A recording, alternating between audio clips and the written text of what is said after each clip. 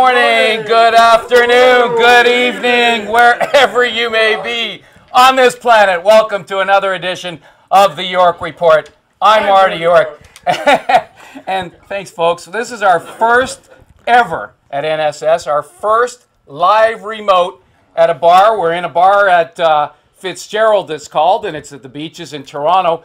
And I'm looking around the room and I see some familiar faces. I see Handsome Howard, I see Hot Haley, I see Ranting Ronnie, I see Matt McCloskey. I see a lot of people who have alliteration in their name. I see Paul Rosen, I see Davey Isaac. There are other people I don't recognize. Many people are assembled here today because they would like to become the next sports star right here on nextsportstar.com. So in conjunction with All Talk TV, we're presenting the first ever live performance of the York Report here. But Nikki, Hi, Marty. naughty Nikki, yes, she. Reunited and it feels so good.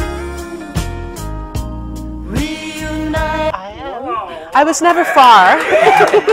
I never left too far away. I've always been. No. I might have been far from your presence, but I was never far from your heart. But how the hell would you know that, Nikki? Oh, well, no, you know, you were. I get those You were weird never- emails and phone calls at all hours of the day. And who else could it be? You're right.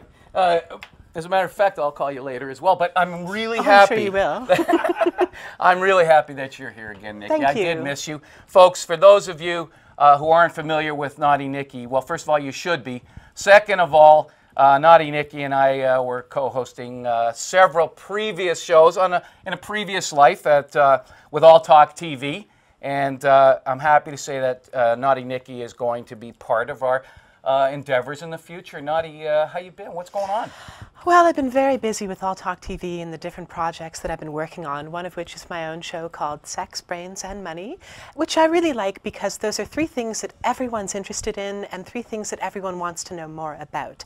So I've brought on a number of different guests who have talked about all three of those different issues in different capacities. The last time I had the dominatrix Terry Jean Bedford, who read a passage. Was Howard watching that? I bet he was.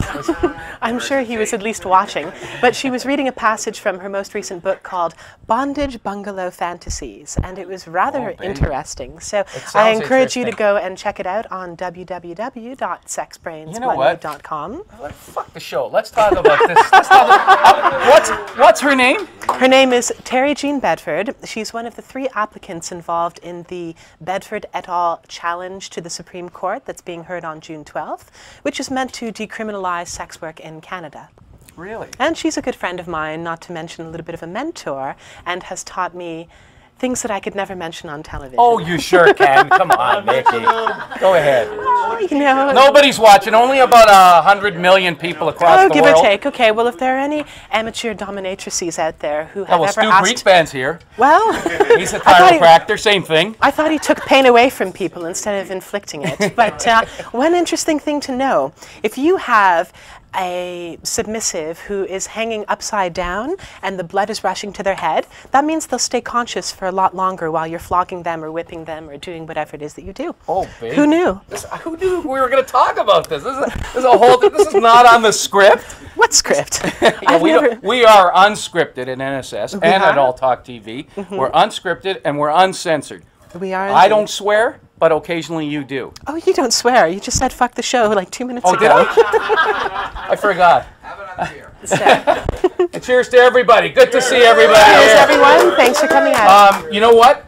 So what else you been up to quickly? And then we'll get some guests on, and we'll get some regular faces, some new faces, and hey, it's next Sports Star. Okay. First night. Well, there's two other things that I wanted to talk about, one of which is the blog that I've been writing in for quite some time. It's MsNikkiThomas.com, so go ahead and check it out. Oh, that's your last name. Read up on it. I thought your first name was Naughty and Nikki was your last name. Well, then so you'd have to have an interesting conversation with my parents if they actually named me Naughty. So you're Naughty Nikki Thomas. I am indeed. Who knew? We're learning all kinds of things. That's a scoop. Go ahead. And the other thing that I'm working on, really interesting charity event for people with autism. I have a younger brother who has Asperger's syndrome, and he has recently started taking an art program at one of the local colleges, and he has produced some really interesting artwork. And a friend of mine, Laura Kirby McIntosh, who is an activist amongst parents of children with autism, has been pushing the province to create a crisis center for people with autism. And we're doing a fundraiser right here at Fitzgerald's Pub on the 27th of April. You can go to autismartauction.com if you'd like to know more. And we'll actually be auctioning off artwork created by people with autism to raise funds for that crisis center. Good stuff. Cheers. So, good to that. That's good news. you know, even though I do sometimes, you know, flog people for fun, I'm also a very charitable individual at heart. So, you know, except with you, you're just kind of a jerk sometimes. Oh, thanks. Aw. I like that. Nikki's back in the house. Nikki, and she tells it like it is. Naughty I Nikki. do. And speaking of jerks, Handsome Howard's in the house. He's coming up right here next. We're going to talk some baseball, some Blue Jays. And look, she's wearing the Blue Jay shirt I am. again. Well, you know what I always say about Handsome Howard, right? Yeah. Well, you know, I figure he's half right. He's half right. Handsome Howard up here right in about a minute or two. Don't go anywhere.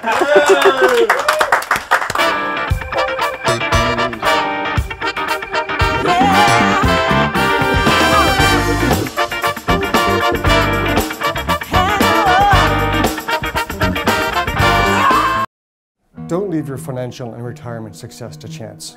By working with the best advisors in the industry, you can reach your retirement and financial goals. Hi, I'm Ron Schreider, Managing Partner, Certica Financial. At Certica, our advisors are professionally trained and certified to offer you the very best advice in managing your investment, insurance, and retirement portfolios. Certica Financial Advisors offer you the very best products, service, and advice to help put your financial portfolio back on track. Get the best people on your side now. Contact Certica and book your free financial overview with a certified advisor. Certica Financial, because you deserve better. You want opinion with your breakfast? Angus and Hayes will deliver to you every morning on Breakfast with Brian and Bill. Big guests, big opinions, Monday to Friday, 7 a.m. to 10 a.m. here on NSS.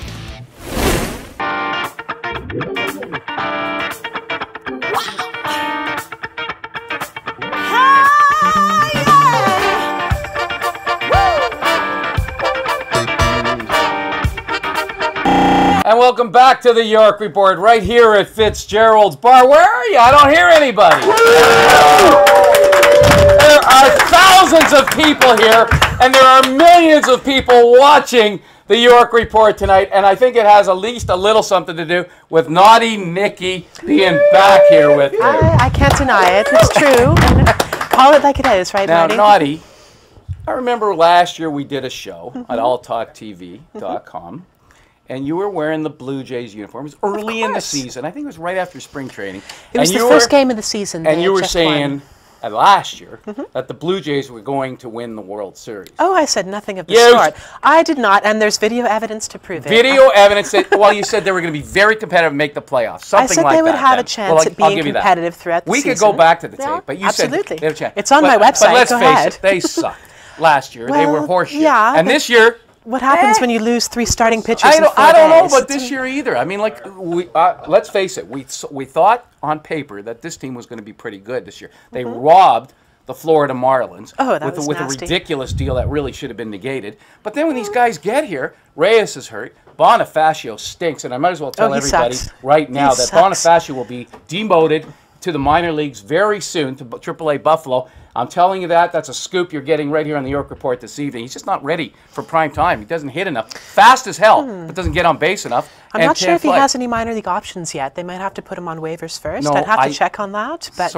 I think that he's much better served as a bench player that you can bring in to pinch run later in the game. Yeah, he's not a starter for sure. No, and he's only starting because Laurie has been hurt. Let's bring another homer. I mean, another guy. Handsome Howard came into this conversation. Handsome.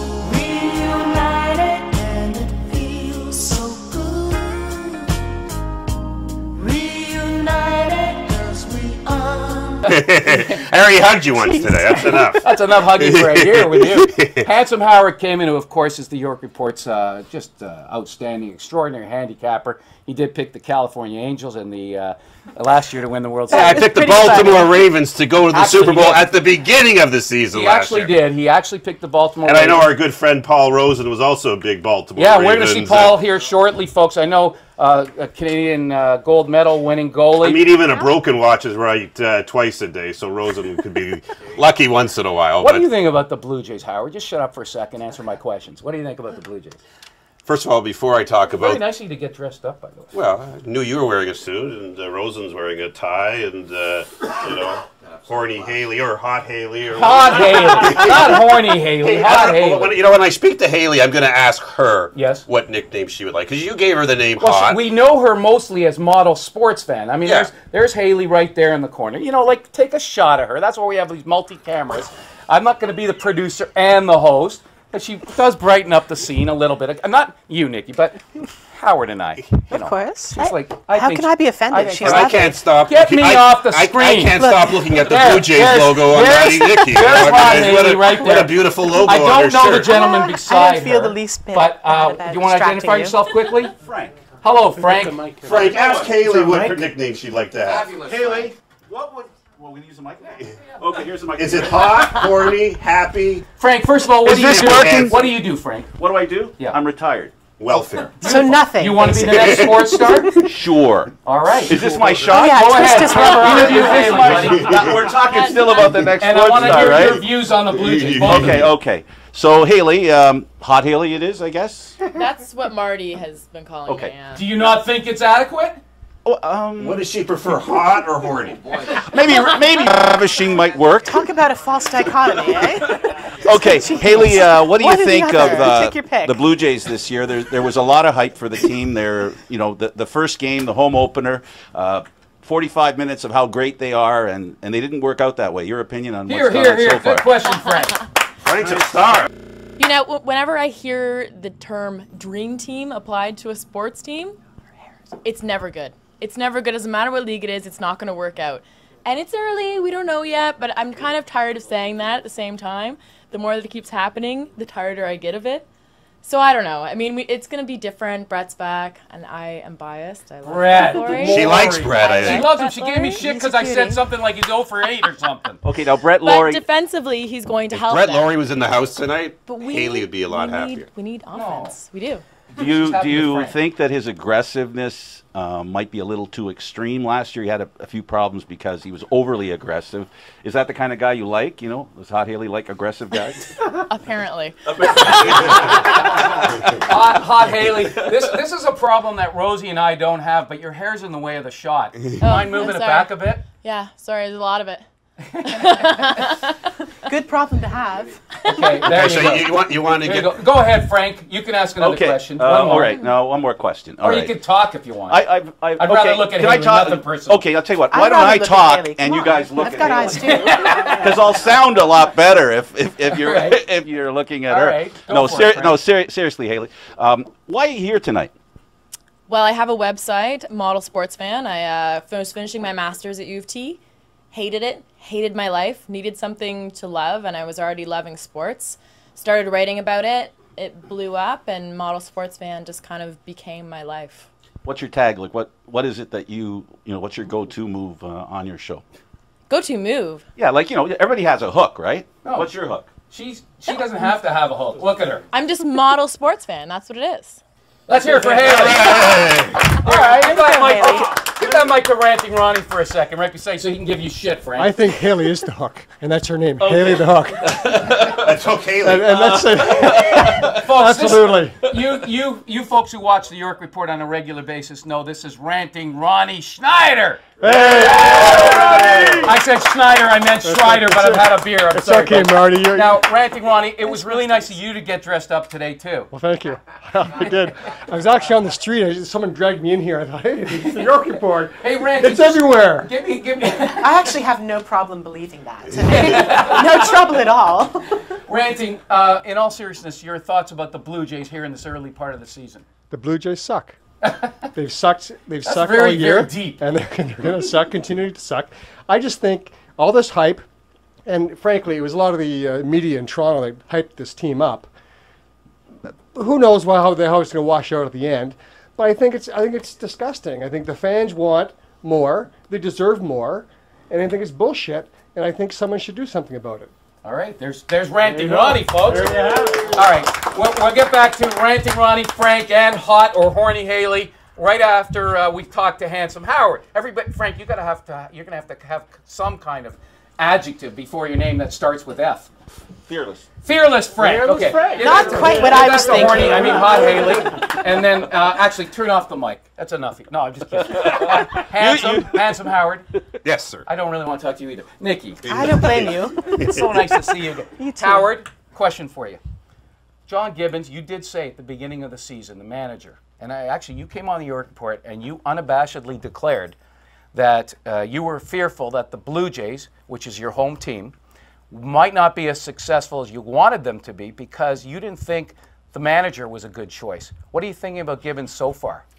Well, I remember the night they selected John Gibbons as their manager. And I was actually on the York Report with you that night, and I said that was the worst fucking move ever made by any sports team. Here they went out and got some key players, okay? They went out and it looked like they were serious about contending for a team, and they hire a manager that didn't have a winning record, never been to the playoffs. After he was fired by the Blue Jays, couldn't even get a job with any other team, and they go and they select them as their manager. And I said to you that night, I said, the Jays will be underachievers this year. You did. Because of John Gibbons, and John Gibbons very likely will get fired at some point of the season. But can you blame Nikki? Can you blame a slow start on John Gibbons? Not a chance. There's no. Okay, first of all, you don't Absolutely. hire a manager. The guy's a moron. And then fire him in the same year that you hired him. No, they're not going to fire him after the first year, no matter how bad their record is, because it's the players that will ultimately determine how the Jays do. Believe it or not, the manager does not have that much of an impact on how the game turns out. It comes down to the players more than anything else. And as far as Gibbons' management to the bullpen is concerned, he's a hell of a lot better than Farrell, who just had crappy relievers to choose from. Why the hell was Farrell letting Cordero close for 3 weeks in the season last year? Give me a fucking break. That was ridiculous. Absolutely ridiculous. There was a very good manager at one time. His name was Sparky Anderson. I don't know if you recall. Of course I do. Okay. Let him rest in peace. Yeah. Probably one of the greatest baseball managers of all time. He was with the Cincinnati Big Red Machine. He was the Detroit Tigers. And think of the players that were on his team. He didn't make the players great. He said something very, very accurate, I believe. He goes, every team will win 50 games. Every team will lose 50 games. It's what you do in the other 50 games, which will either make you a winner or a loser. And Gibbons in those other 50 games will make them a loser. Undoubtedly. Not a chance. I don't care. How much of an impact can he possibly have? Look what he did the other night. He pinch hit Colby Rasmus with Rajai Davis. And do you know and how Rajai badly Davis made a terrible fielding mistake. How many hits against left-handed pitching? That's one game that cost How him. many hits against left-handed pitching does care. Colby Rasmus have this year? Rajai He's batting Davis less than shouldn't 200. be pinch hitting for anybody. They Of course he should. He should be hitting. Davis. Well, the problem there is the short bench, and that's because Jose Bautista is hurt. If Jose Bautista was in the game, they wouldn't need to even go there. I don't want to hear about injuries. Well, come on. What else are you going to do? You know what? He's right about injuries.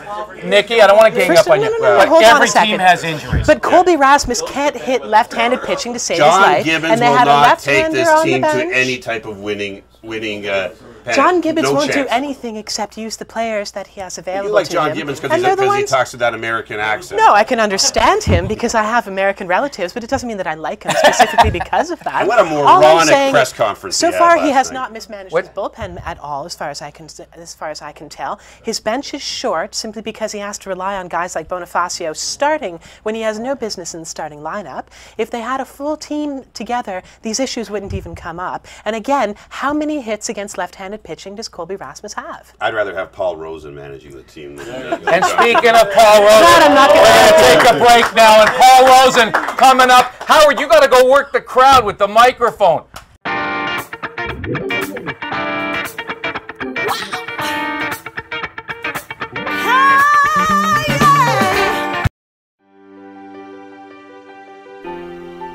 Little Francois de Beauregard and I have been doing the pageant circuit for about 4 years now. As you can see, Francois is quite the little star. We are both super excited about this year's pageant circuit. Aren't we, my petit monsieur?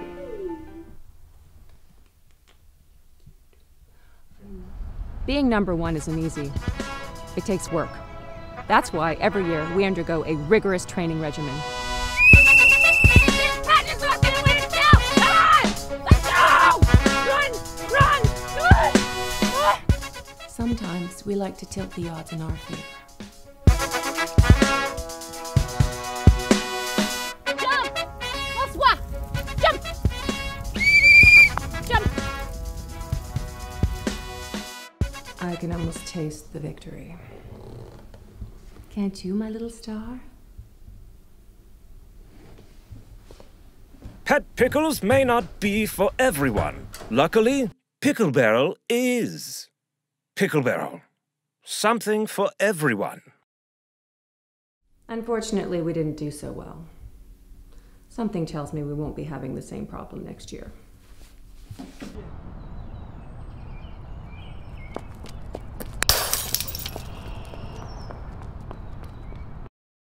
Means you're through, yeah. A green keeps you mean, and white is much too bright.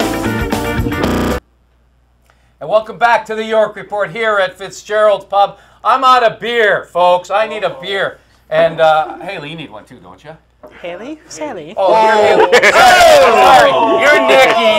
Haley, you want a beer, Haley? Cut him off. Haley All on I my can say is, I got Haley on my mind.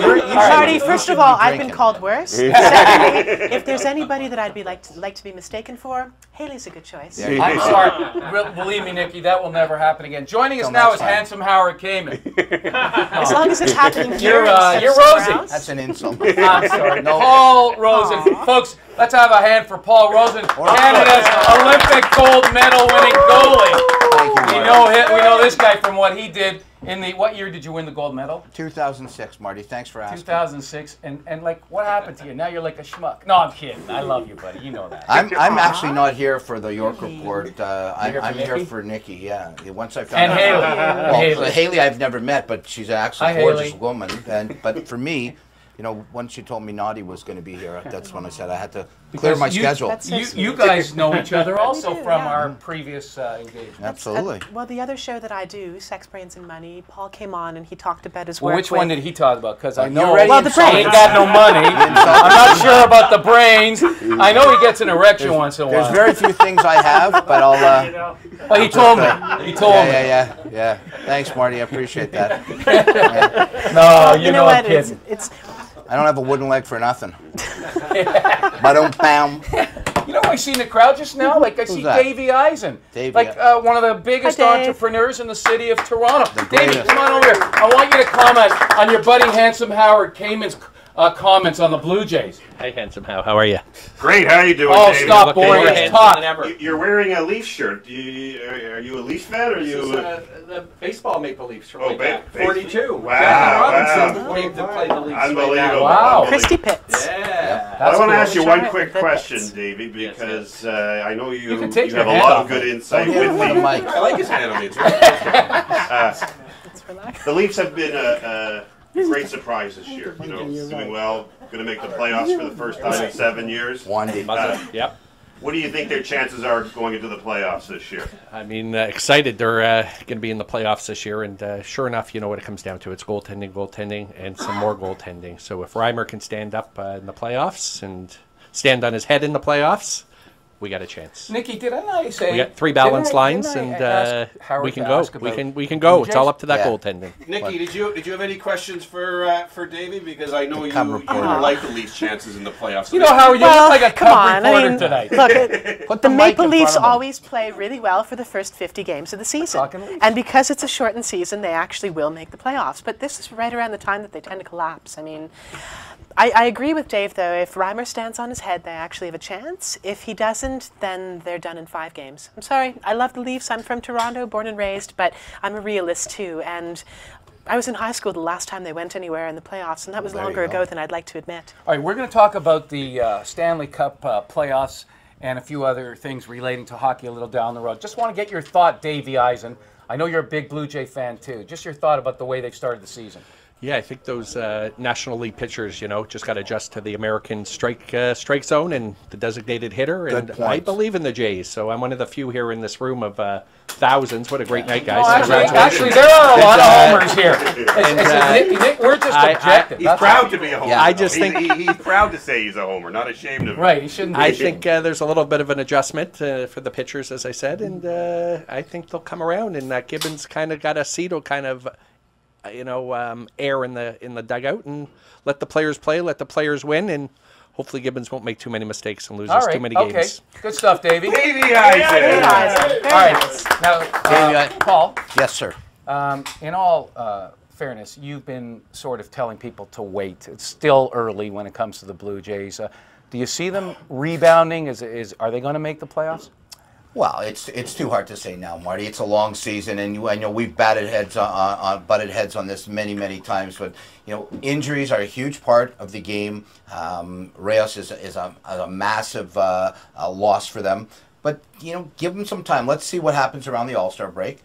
If they're down by 10 or more, we're in serious trouble. But right now, let them get adjusted to each other. Let them see what happens. I'm still a believer. I didn't say they're going to win the World Series. The biggest problem, in my opinion, I would never want to. Very fortunate to play 11 years for this great country. But I would never, and no matter what you do as a Canadian hockey player, everybody loves you. But as a professional athlete in this city, I would never want to be a Leaf or a Jay, because no matter what, everybody wants you. You go a couple of games, you lose, you're brutal. You'll win a couple of games, you're phenomenal. Just relax, take it easy. It's not the end of the world. Nikki, is the media tougher in this city than in any other city? We have more media outlets in Toronto than anywhere else in Canada, and I think it was a line from 8 Men Out where one of the reporters said to one of the players, there's 15 different media outlets in the city, and we can't all say the same thing. Right. So of course there's going to have to be gadflies and the Socratic sense. You're going to have people who criticize the team whenever they see an opportunity, because you can't just always pump the team. You can't always say, oh, they're great. And they're always, as Howard was saying before, it's a long season, 162 games. It means that there are inevitably going to be decisions that you can criticize. But that's when something called the hindsight bias comes into play, which is the knew it all along effect. And it's really easy to go back and say, oh yeah, pinch hitting for Colby Rasmus with Rajai Davis was a shitty move because Rajai struck out. Sure. But if Rajai hit a home run, nobody would say a goddamn thing about it. Absolutely. So it's only when you're looking back at the decisions that you can really go and criticize them. But that comes down to, the psychology of the game. And baseball is tougher than any other sport because luck plays such a huge role, so much random variation, regression towards the mean with players who have a really great season one year and then fall back to earth the next. It's really hard to predict what can happen in any given game, but over 162 games, the aggregate tends to work itself out. And I think, the Jays are only a couple games short of 500 right now. You can definitely lose the division in April, but it's really hard to win it. I don't think we're going to see Boston on top by the end of the season, even though they're doing well right now. We've got time. All right, we'll see. Good stuff, Nikki. Rosie, we got to take a break. Sorry. We'll be right back after this and talk about crazy coaches. Go ahead. All right. Why can't you act like... We need to see things in black and white, so there's no fight. From the far reaches of the Orient comes an age-old recipe passed down from generation to generation. Introducing Cheetah Power Surge Caffeine-Free Energy Drink. Here's the deal. Cheetah Power Surge is an all-natural blend of Chinese ginseng and royal jelly that gives you an all-natural burst of energy without the caffeine crash. Feel refreshed and revived with Cheetah Power Surge Energy Drink. Hey, life moves pretty fast. Cheetah helps you keep up. Cheetah Power Surge Caffeine-Free Energy Drink. Grab it, they're going fast. Now in green apple and mango flavors. Feel good about what you drink. Pure, crisp, clean water with the exact minerals your body needs. And a refreshing splash of cucumber. Just like the high-end spas. Now that's pure genius. Pure Genius, now available at fine retailers everywhere.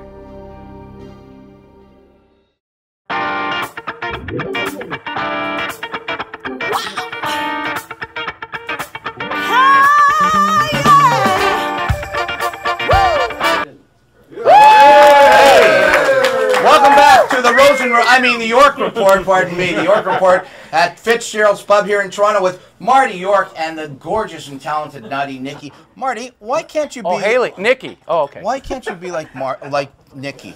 We do our show Friday night. I'm afraid I wasn't born with breasts like that. It's not even that. It's just the personality.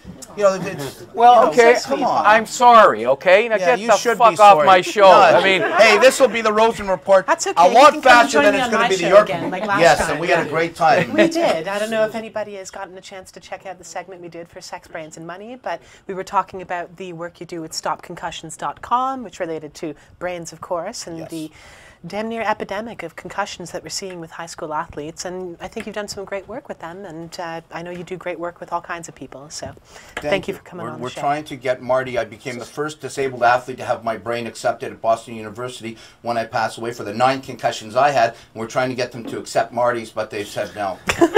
Well, what would they want with it? I mean, Yes, like they'd yes. have trouble finding it to begin with. What is going on? This has gotten out of hand. Let's take it to someone just a little more intelligent. Dr. Stuart Greenspan's got a chicken wing in his mouth, but just take it. I want to ask you 2 questions, Doc. 2 questions. First of all, swallow. Well, hey, that's... Come on. I mean the chicken wing. Okay. First of all, you know, you're involved also with concussions. Yes. And do you think my brain would be accepted, first of all? That's a tough question. You're my chiropractor. Of course they would take your brain. Okay, second of all, comparatives. Thank you. I feel much better now. Now, baseline, but I'm not sure second of what all, the show. I do want to go back a little bit. I know you have a lot of views about the Blue Jays, and Yes. particularly with their injury situation. I mean, Yes. just give me your thoughts about the way they're going right now. Then we'll get to crazy coaches in a second. Anybody who watches baseball knows one thing. It's a game of failure, first of all. The greatest hitter ever, Ted Williams, 1 year hit 400. The rest of it's how you deal with failure and intestinal fortitude and how you bounce back. Stats is the next biggest thing in baseball. Anybody who watches baseball is all stats. When a guy goes 4 for 4, he ain't going 1,000 for the year. And anyone that gets too high or too low, you got to look at guys like, let's say, Edwin Encarnacion hit 40 home runs last year. Right. Career year. You figure, is he going to hit 40 this year? Still got his swing. He's healthy. He's going. Has he started off hot? No. So you figure if the Jays are winning every game right now, and guys like Bonifacio are leading the way, you know you got a problem. But you look at guys like Jose. No Jose is a problem for both Reyes and for Bautista. The injury woes with Bautista, he's starting to be like, Dustin McGowan. I hope he doesn't go that way. When your leading guy who's the home run champion maybe for the last 2 years and could lead for the next 2 years, hasn't really done much. He's injured. He's out for, 5 games already? Mm-hmm.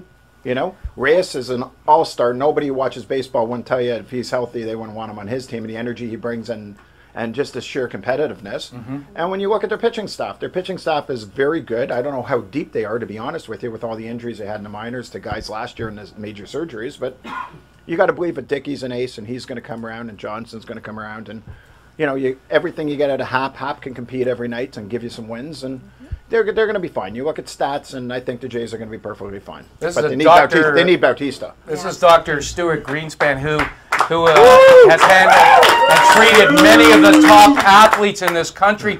Bautista's got a back injury, Doc.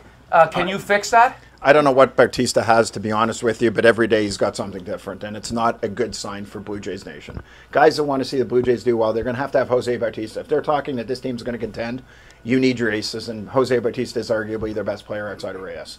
Right. So, if he's going to be out every day and your pitchers are going to be, like, where's Santos? Another China cabinet guy. Put him back in the China cabinet. Last show. I mean, it's enough. With the Blue Jay pitchers, I've had enough with the Blue Jay pitchers, to be honest with you. Every year, these guys are all injured. They need some guys that are durable, like Burley. Burley pitches, 200 innings every year? They need a guy that shows up and pitches. They don't need guys that are on the DL all the time. Santos, we got him injured. Who was the guy they traded for Wells? Mike Sorotka. They have their guys look him over. He's got a labral tear. He never pitched ever for the Blue Jays ever again. They paid him $6 million a year over 3 years, $18 million down the drain. They got to do their homework on injured and damaged goods. And when they get a guy, they got to do a better job on him. I don't know why Santos is out of the lineup again. Wasn't he just out all last year? Yeah. I mean, they got too many injuries down there. And you know what? If this is anything to come for the future, they're in big trouble this year. You got to be healthy. All right. And they're obviously not. One of the We'll big get back to concerns you, with Doc. Santos, if I can interject, is that Santos is also a converted infielder. And if you look at the physiology of players who have pitched their entire careers, they actually have very different arms than players who haven't. And I can't remember the incredibly long technical term for it, but something to do with ulnar pronation. Pitchers who have been pitching since their teens actually show more flexibility in their elbows than people who started in their 20s after their muscles and their bones were fully developed. And the fact that they knew he was an infielder because he came up with them before they traded him to, I believe, Arizona and the Troy Gloss deal, means they should have known that he was injury prone. You should know by now. Come on. It's not like I'm new to the scene. Your elbow isn't a compliment for a pitcher. When you got ligament laxity and stuff like that, that's where they get the ligament rupture, and that's where they get their surgeries. So, you know, I remember Dave Steve was a center fielder. He had a very lengthy career as a pitcher. I mean, you got to get a guy who's durable, and they haven't had a lot of luck with some of these guys, and they better get some guys that know a lot more about shoulders and arms than what they got going. At least they don't have to worry about R.A. Dickey's ulnar collateral ligament, eh? He doesn't have one. Loose. You know, they're done. But R.A. Dickey doesn't have one, so he should be okay.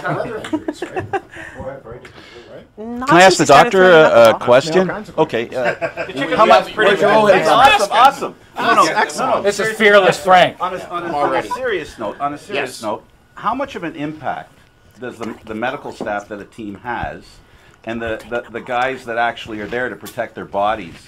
Do you think leagues and teams should be more concerned with preventative stuff? And maybe that's what you guys are talking about, getting injured happens because these guys aren't loose. And when I say loose, I don't just mean running on the field and, you know, see the guy at third base stretching before the game. Making their bodies more prepared for the wear and tear of baseball or any other sport. I would be more interested in more prepared. If you look at the, let's say, Toronto Maple Leafs, or not even a Toronto Maple Leafs, if you look at the regime that guy, I can't remember his name, but he taught Gary Roberts a regime of working out. And Gary Roberts takes all these young, up-and-coming stars like Stamkos. How'd Stamkos do his first year? Very average. Very average. Stamkos went and worked out with Gary Roberts where they make a full commitment. I know that Cody Hodgson was there. You look at all the young, up-and-coming stars who make a commitment to their training and a regime of their training where they're just totally committed to being a consummate professional. Look at Stamkos. What does he score? 60 goals a year? There's a player this It's not an accent. There's a player this year who studied under, if I can use that term, Gary Roberts. Yes, absolutely. Nazem Kadri. Yet he showed up at training camp, and they were concerned that he was overweight. Well, again, that's a different thing. I can't comment on things I don't know. He's had a good year. I watch him play again. Nazem Kadri came in. I watched him play junior for London. Okay, my friend's son was on their team as line mate. Nazem Kadri was always a gifted hockey player who saw the ice unbelievable. His vision's like he has eyes behind his head. When he first came in the Leafs, he was a baby. He's 165 pounds. He's playing with 220-pound men. Now, if you ever understand the difference, right now, one of my good friends is going to be a bona fide NHL star. And I mean a bona fide NHL star. He's 165 pounds. He played his first year in the O this year. But when he's 190 pounds, the kid's going to be a superstar. And Nazem Kadri is just a growth and development thing where they become a man. You look at the guys the Leafs traded Keith Ollie, and everyone goes, oh, there goes a big defenseman. He's 6'3", Keith Ollie. He's a full-grown man, Keith Ollie, already, right? They traded him for Carter Ashton. How? 6'6". Oh, okay, so Keith Ollie's 6'6". Okay, but I'm just saying he's a giant man in a man's body already. They traded him for Carter Ashton. Everybody goes, oh, Leafs lost that trade. Where's Carter Ashton? Carter Ashton's another kid who's 185 pounds. Carter Ashton's he's got a frame, he's going to be 220. So is that the answer to my question, is that the body doesn't match the game? And that's the question, leading the question that I'm trying to get out there, and that is, how do you have a staff that not only trains the players mentally and practices the routines and the skating, also brings their body up to speed? Because this is what I think is wrong with the Blue Jays, is that I'd have to agree with you from their injuries. Aren't physically prepared to play 162 games. Some teams have injuries, some teams don't. You notice, I think everybody has injuries. It's just we notice when teams play badly. There's a lot of good teams that have a lot of injuries and still carry on. I think it's a great point, and I don't know much about what their regime is. They could have the state-of-the-art regime, but whatever they're doing, it's not working. You look at their history in the last few years, Drayback, this guy, that guy, one after another, McGowan in and out of the lineup, up and down, a prospect, but never ever healthy. You got to wonder. You got to wonder what's going on with them, because everybody has injuries, but they're suspect. for how many injuries they have, whether it's just a black cloud over their head or whether you're 100% on the money, that something's not right there. And I can't answer that, but you know, Good something stuff. to think about. You know, like for two guys who never met each other until about an hour ago, that was very good chemistry from Frank and Dr. Stu at Greenspan. Good stuff. Folks, we told you before the break that we're going to talk about the crazy coaches that we tend to see in sports. Sheldon, show us what you got.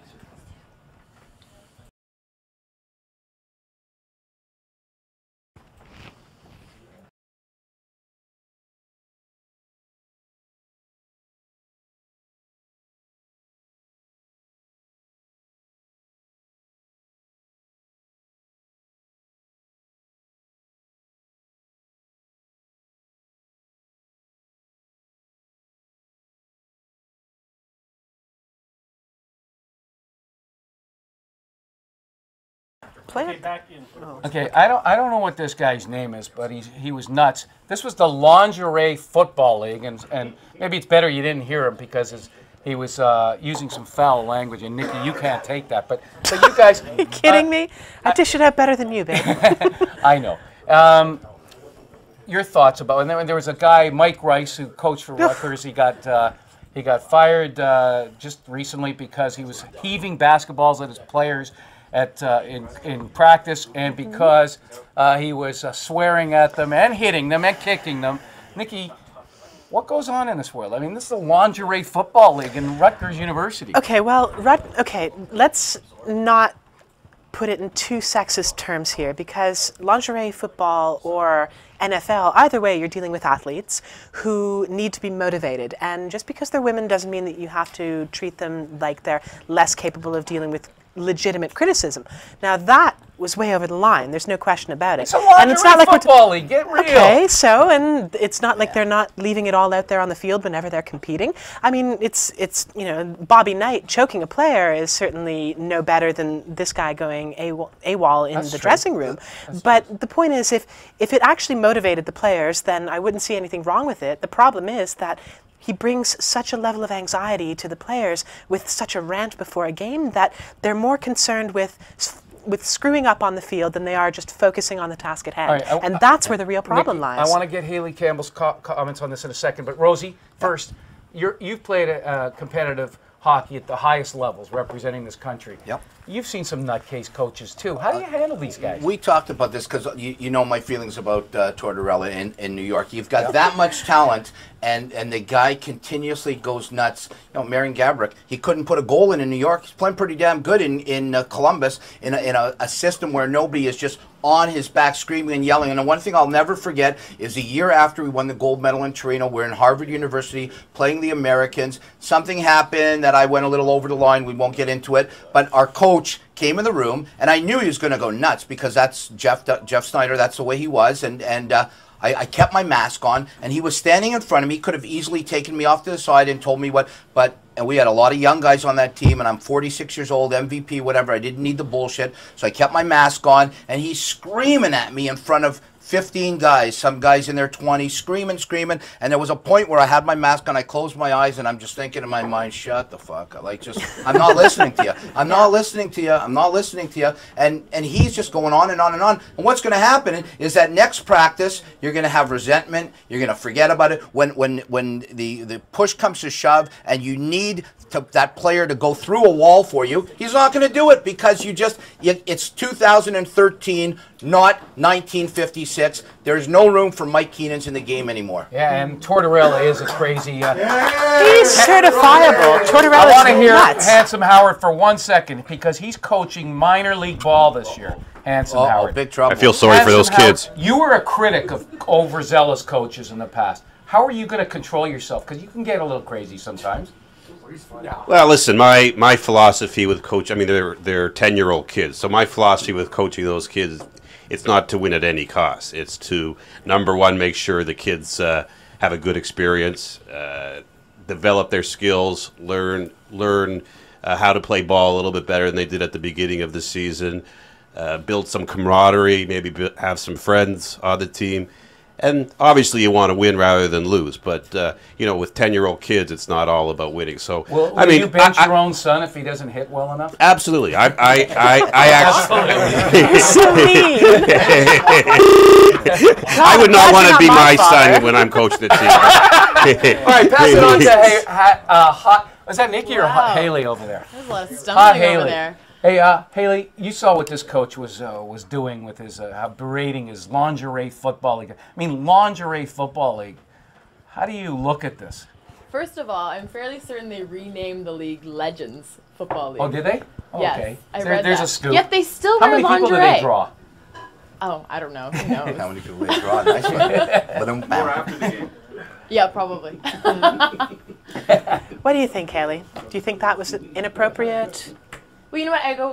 I think it's the exact same thing that Rosie was saying over there. It's not going to, eventually it's not going to work. It's going to wear off. It's not going to have the impact that it'll have, and that there's going to be resentment, and, you know, they're probably not going to play quite as hard as maybe they did that game. And then it goes right back to, it's, you know, the lingerie or Legends Football League, you know, and this kind of relates back to Howard and his son. It's not. It's all about context, isn't it? Lingerie and Howard's You son. got to know when to pick your spots. And you look at someone like Ken Hitchcock, who's been very successful in the NHL, and he's known as one of the worst whip crackers in the league. And it tends to go for a couple of years, and then eventually the players tune him out. I always think back to that amazing scene from Bull Durham, where the manager is talking to Kevin Costner and saying, why the hell are we struggling? And he says, they're kids, go and scare them. And he runs into the showers and throws the bats and starts screaming at them for lollygagging around the field, and you're lollygagging on the bases. And at that point, they snapped out of their funk and started focusing on baseball. You got to pick your spots, you got to know your team, you got to know the context if you want to be a good manager. All right, Ranting Ronnie, I've played ball with you. You're a competitive guy. You play football with me too. Walk over there and to the other side of the room and give me your thoughts. Because if you're coaching, I could see you going crazy at times and losing your mind. I could see you being a John Tortorella. Really? Is that a fact? Can you talk and drink your beer at the same time? Probably not. Probably not.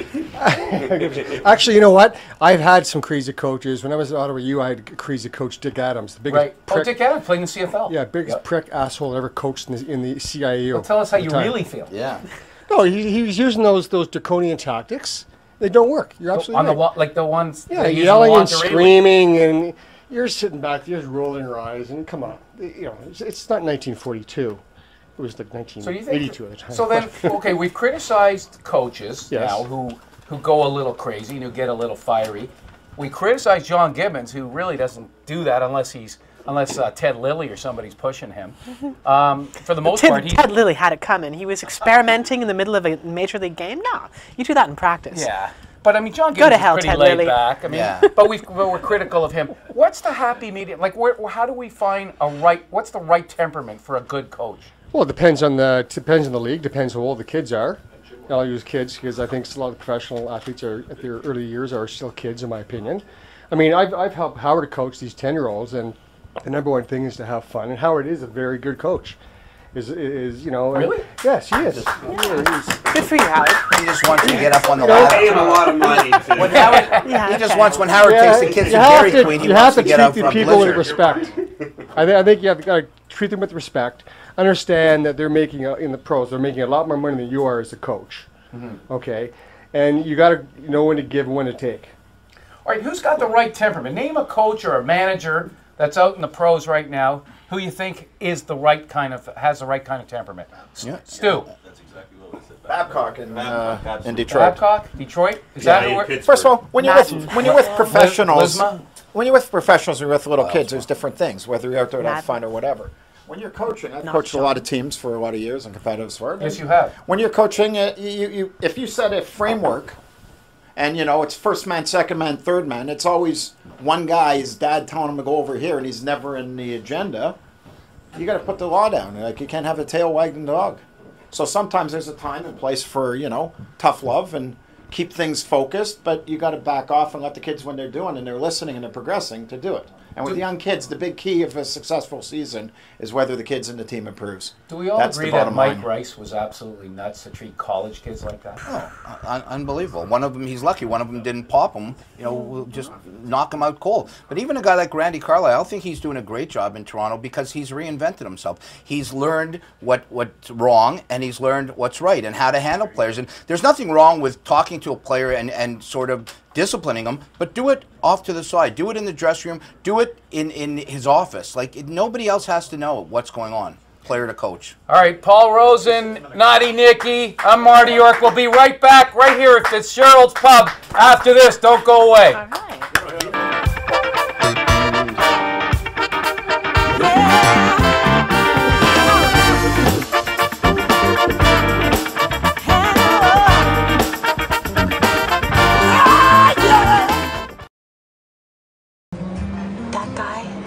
Is a meat eater. I'm not a vegetarian. Aren't they cute? Now, they're a little intense. What about her? Who, the milkshake lady? No, lady with the salmon. Oh, strange headgear. She's certainly intense. Why is everybody intense? Are you intense? No, I'm hungry. Are we ready to order? Sorry, no, not yet. I thought you said you were hungry. I am. What do you have? That salmon looks good. The Pickle Barrel, always something for everyone. Edgy, controversial, Norm Rumack has been taking on all comers for over 20 years. With a star-studded lineup, he covers all the top hockey stories daily from 5 to 7 p.m. on the NSS Hockey Show. So many emotions that go through your body. Everyone comes into a new year thinking that this is going to be the year. And a lot of pressure, and you have to be prepared for it. You walk out that tunnel, you get the chills up your spine.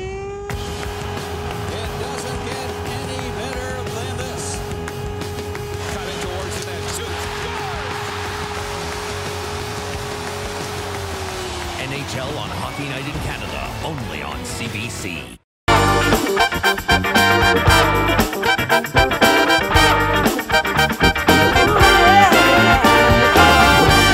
The color red means you're...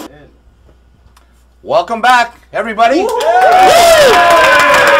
here at Fitzgerald's Pub in Toronto, and what a shock, what a surprise we got. One of my favorites, Perry Lefko from Be My Guest. The top-rated show on NSS. It is not. It's up there. It's one of the top. It's one of the top 10.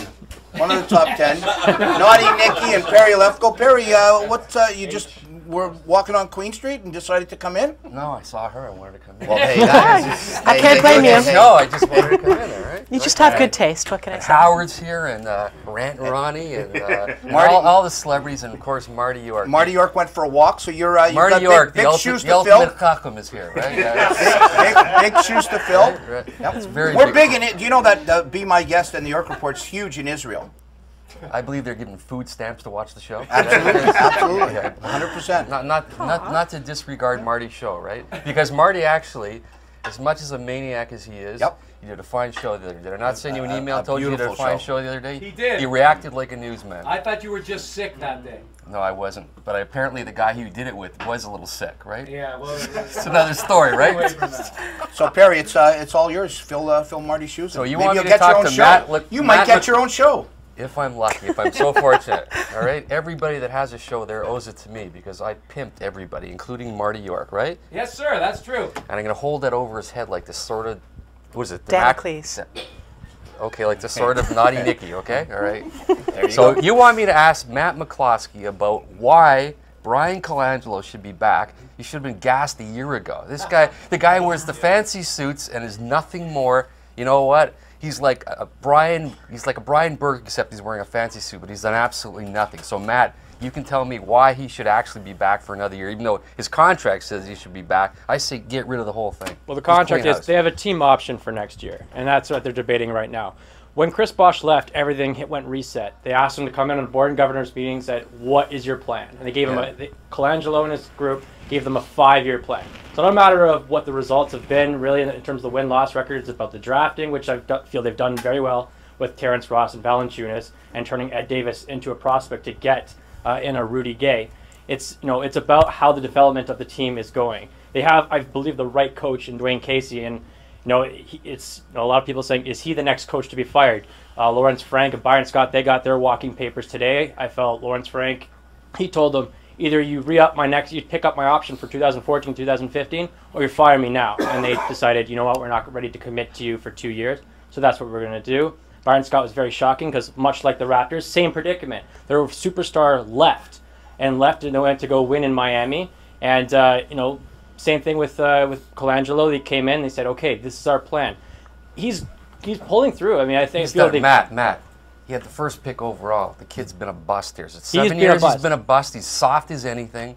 Every GM's going to have at least one bust, a big bust on their record. You don't get too many chances. It wasn't that great of a draft, though. I mean, who else was in the draft that really did anything? It doesn't matter. It's just like it hangs upon your one shot. And if you didn't want the pick, then deal the pick and get some other players, right? There's so many things you could have done. And the other thing, too, is that how many guys have left here at Toronto? Players just don't want to play here. They don't, and I find the Chris Bosh thing was botched. I don't know how many. It's like he bent over backwards instead of just saying, "This is what you're going to do. You're either going to sign an extension or you're going to get dealt." He gave Chris Bosh way too much of a leash, and Chris Bosh just not too many GMs are willing to do that. Well, that's what Cleveland did that. A few of the GMs that have come to the forefront, like Sam Presti in Oklahoma, he got ahead of it and said he knew that James Harden was not going to be able to be signed locked up long term. He got ahead of it, sent him to Houston, and he signs in for the max money. Same thing goes for Denver. They trade Melo because they figured he was going to leave too. Darren Williams, he was going to leave Utah for sure. Teams like Milwaukee who've held on to Monte Williams and Brandon Jennings, they know they're going to go for greener pastures. Monte Ellis, he's going to opt out of his contract this year, more than likely. Everyone feels that's what he's going to do. These GMs have to have the foresight to say, okay, is this going to be our long-term solution? And some GMs have, like Denver and Utah, they've been able to do that. Others, like Colangelo or Cleveland Cavaliers, they haven't. So would you have traded LeBron James halfway through the season? It wouldn't have been halfway through the season. Absolutely. Okay, at the trade deadline, would you have traded LeBron James and then tried to explain that to your fan base? No, it wouldn't have been at the trade deadline. It would have to be something done before the season started. So you would have traded LeBron James with 1 year left on his contract? If he said if he doesn't give me a commitment, then you have to do it. You would not have survived the year in Cleveland. You'd have been shot. Yeah, but you got to make those are tough decisions that you have to make, and at the end of the day, that's what they're paid to do. And I mean, these guys have to have the foresight. If these star players aren't going to be giving you the long-term commitment, the Leafs are going to be in the same situation with Phil Kessel. I agree with if he doesn't give them the commitment, the extension past this year, you have to trade him. Or else, how can you look your fan base in the face and say, okay, we gave up those 2 first-round picks, and then we let the guy walk for nothing? Phil Kessel's a totally different situation. Phil Kessel's, how much money are you going to give him? He'll stay here. He's not going anywhere. And frankly, his value is going up day by day. The time to get rid of him, if you wanted to get rid of him, right now. Not right now. It would have been before this. But the fact of the matter is, you've got a GM right now who's doing a great job by saying nothing and doing nothing, he's making all these little decisions without making himself, the focal point of the team. It's not about the general manager, it's about the players. And right now, Phil Kessel and some of these other moves that Brian Burke made, but Brian Burke blew because he let his head get in the way of it. He made himself far more important. Egomaniac, that guy. Yeah, he is. It's the arrogance. It was always the arrogance. Yeah, and so you got Brian Colangelo is a very smooth over version and that's why of Brian Burke, but he's not doing anything. No, I mean they have a plan, and that's why he's going to stay. It's not up to us whether we feel he should be staying or not. The board feels that they have a plan in place. I don't think he's going to stay. That's the thing about rebuilding teams. They need continuity. Firing, Byron Scott's a great example. I was just dumbfounded that they fire a guy and cited the record as being the reason why he was fired. Yes, he had a bad record, but look at the team. He's got Kyrie Irving, a #1 overall pick, developing, and the guy loves him. He loves Byron Scott, and he's got Tristan Thompson, who's developing. You've got Dion Waiters, their rookie this year. They got whoever's coming in the first round next year. Is the next coach going to have any other difference in this? Make another difference? No. You have the continuities. At the top is what you need on a rebuilding franchise. And then once you hit that point where where Edmonton is now, where the Edmonton Oilers, for example, where they've gotten through that and they've got all their building, their prospects, and now it's time to win. If you don't feel that you have the right guys in place, then you make the changes. But while you're building, you need continuity, and a bunch of franchises, they pull the trigger way too fast on coaches. Wait just a second here. Wait just a second. Renting Ronnie! Sorry, Matt. No, go for it. Perry, I happen to agree with you. Sorry, Matt. Brian Colangelo is like the weather person. Brian Colangelo is like without your suit on. Now you look like a normal guy. They are 100% wrong 100% of the time. That's Colangelo, and that's the weather person. Hey, Ronnie, as long as you continue to do the commercials, you can say whatever you want, man. All right, Paul's got something to say. Let's listen to Paul. Injuries are a big part of any sport, and obviously Kobe Bryant, everybody wants to know, one of the greatest players of all time, arguably. Can he come back from an injury like Achilles tendon, torn Achilles seen it before, and Kobe Bryant, he is one of the most resilient SOBs you've ever seen. He's battled every injury in the book and played through it. Unfortunately, Achilles is just something you can't. Adrian Peterson, there's your answer. Okay? Yeah, Adrian Peterson. That's it's one of the worst injuries to come back for. It's not a broken leg; it's a ligament or a tendon. But it takes a hell of a long time. It is, and he'll miss for the start of next year, more than likely. But he'll come back. But isn't it interesting that we were talking about possibly this may be the end of his career this year? But now that he's got an injury, he's going to want to come back because he's got something to prove. Right? He doesn't want to end his career off an injury. So he'll come back. He's way too proud. Yeah. Same thing. Kobe Bryant is way too proud to go out with an Achilles tendon tear. He was going to come back next year. He wanted at least one more year, but the other guy too is and then he'll get hurt and they'll have to drag him off the court. The defenseman for Ottawa right now, Carlson. He's coming back. He's skating. He's had that a lot younger, though. He'll be back. He's a lot younger than It's a lot. But you know what? Who? Yes, he is. Now he's not going to come back with an Achilles. They're not this year. No. They're not going to take a chance and ruin one of their best prospects ever on D in the playoffs this year when they have no chance of winning at all. It makes no sense for him or Spencer to come back. No way. Spencer's got the back injury. You don't risk and we'll go back on the tape. Okay. And if he comes back, it's the stupidest thing that Murray ever did. Yeah. I agree. So there. For something like that, you need to take the time to recuperate. But I wanted to talk about one thing. When it comes to hockey versus basketball, it's really apples and oranges when you look at the makeup of the team. Basketball is probably the sport that is the most centralized around one single player. You have one player who takes the majority of the scoring opportunities and is responsible for the majority of the offense, whereas with hockey, you've got 20 guys who are rotating all the time, plus a goaltender, and you need all of them working together if your team's going to be successful. No one hockey player can win you a game, but one basketball player definitely can. And one of the problems that the Raptors have faced is that they've always been just good enough not to get a really good draft pick, except the time when they had that one draft against. Exactly what they're doing right now. And winning games when at least Cleveland tanked really badly and had a chance at the number one. It made no sense for them to tank this year because they don't have a pick. Yeah, he got traded for Lowry, and it's going to be right now. It's going to be a 12th overall pick, and a starting guard. Lowry is whether you like him or not, he's a starting guard in this league. A 12th overall pick, who in a weak draft. It's really a question mark whether that guy's going to be able to be a starting rotation player. Lowry is, in hindsight, it was a good trade. Whether just in terms of the value you got back. I don't think Toronto is a conducive city in which to play basketball because too many players have left this franchise. They don't want to play here. This is not. There's certain places where LeBron James left Cleveland for a reason. He didn't want to be there, and you just say, why did they fire Byron Scott? This to me goes back to LeBron James leaving and the whole organization, which going way back. I tweeted that this morning. 25 years ago. Why LeBron left? It's because of making decisions like this. Byron Scott's a quality head coach in this league. I don't buy that. I'm sorry. LeBron James got everything that he wanted from Cleveland. He handpicked his coach. They brought in every player they could possibly bring in to try and get him his championship, and he embarrassed the city on national fucking television. I lost all respect for LeBron when I saw that happen. That was despicable. There was no excuse for that. You know what? You want to go to another city? That's your right. You are a free agent. One of the things about capitalism is that you should have the right to sell your services to the highest bidder. I have no problem with that. But on national television, He used his fame to make money for And you know what? As He bad as, embarrassed the whole city, and they'll never recover but from as bad that. as that was, it's all Perry, forgotten. Perry, He won. He Perry, won an NBA Perry. championship. Stop Good for being- this him, is but not being my Cleveland hasn't guest. forgotten. I hate to interrupt Naughty, because I don't like interrupting gorgeous women, but Perry, this is not being my guest. This is a York Report. If you asked right me now. to come Marty in here and York, lead the yes, show, Marty and now left. He's not here. We got to take a break. We're at Fitzgerald's. We're having a great time. Thank you, Matt. Thank We're going to you, come Matt. back. We're going to be back in a minute with fabulous Phil. He's wearing his Blackhawks jersey. He wants to talk about Ray Emery. Back on the York Report in a second. Thanks, be my guest. Dead blue means you're through, yeah. Oh, green keeps you mean, and white is much too bright. We need to see.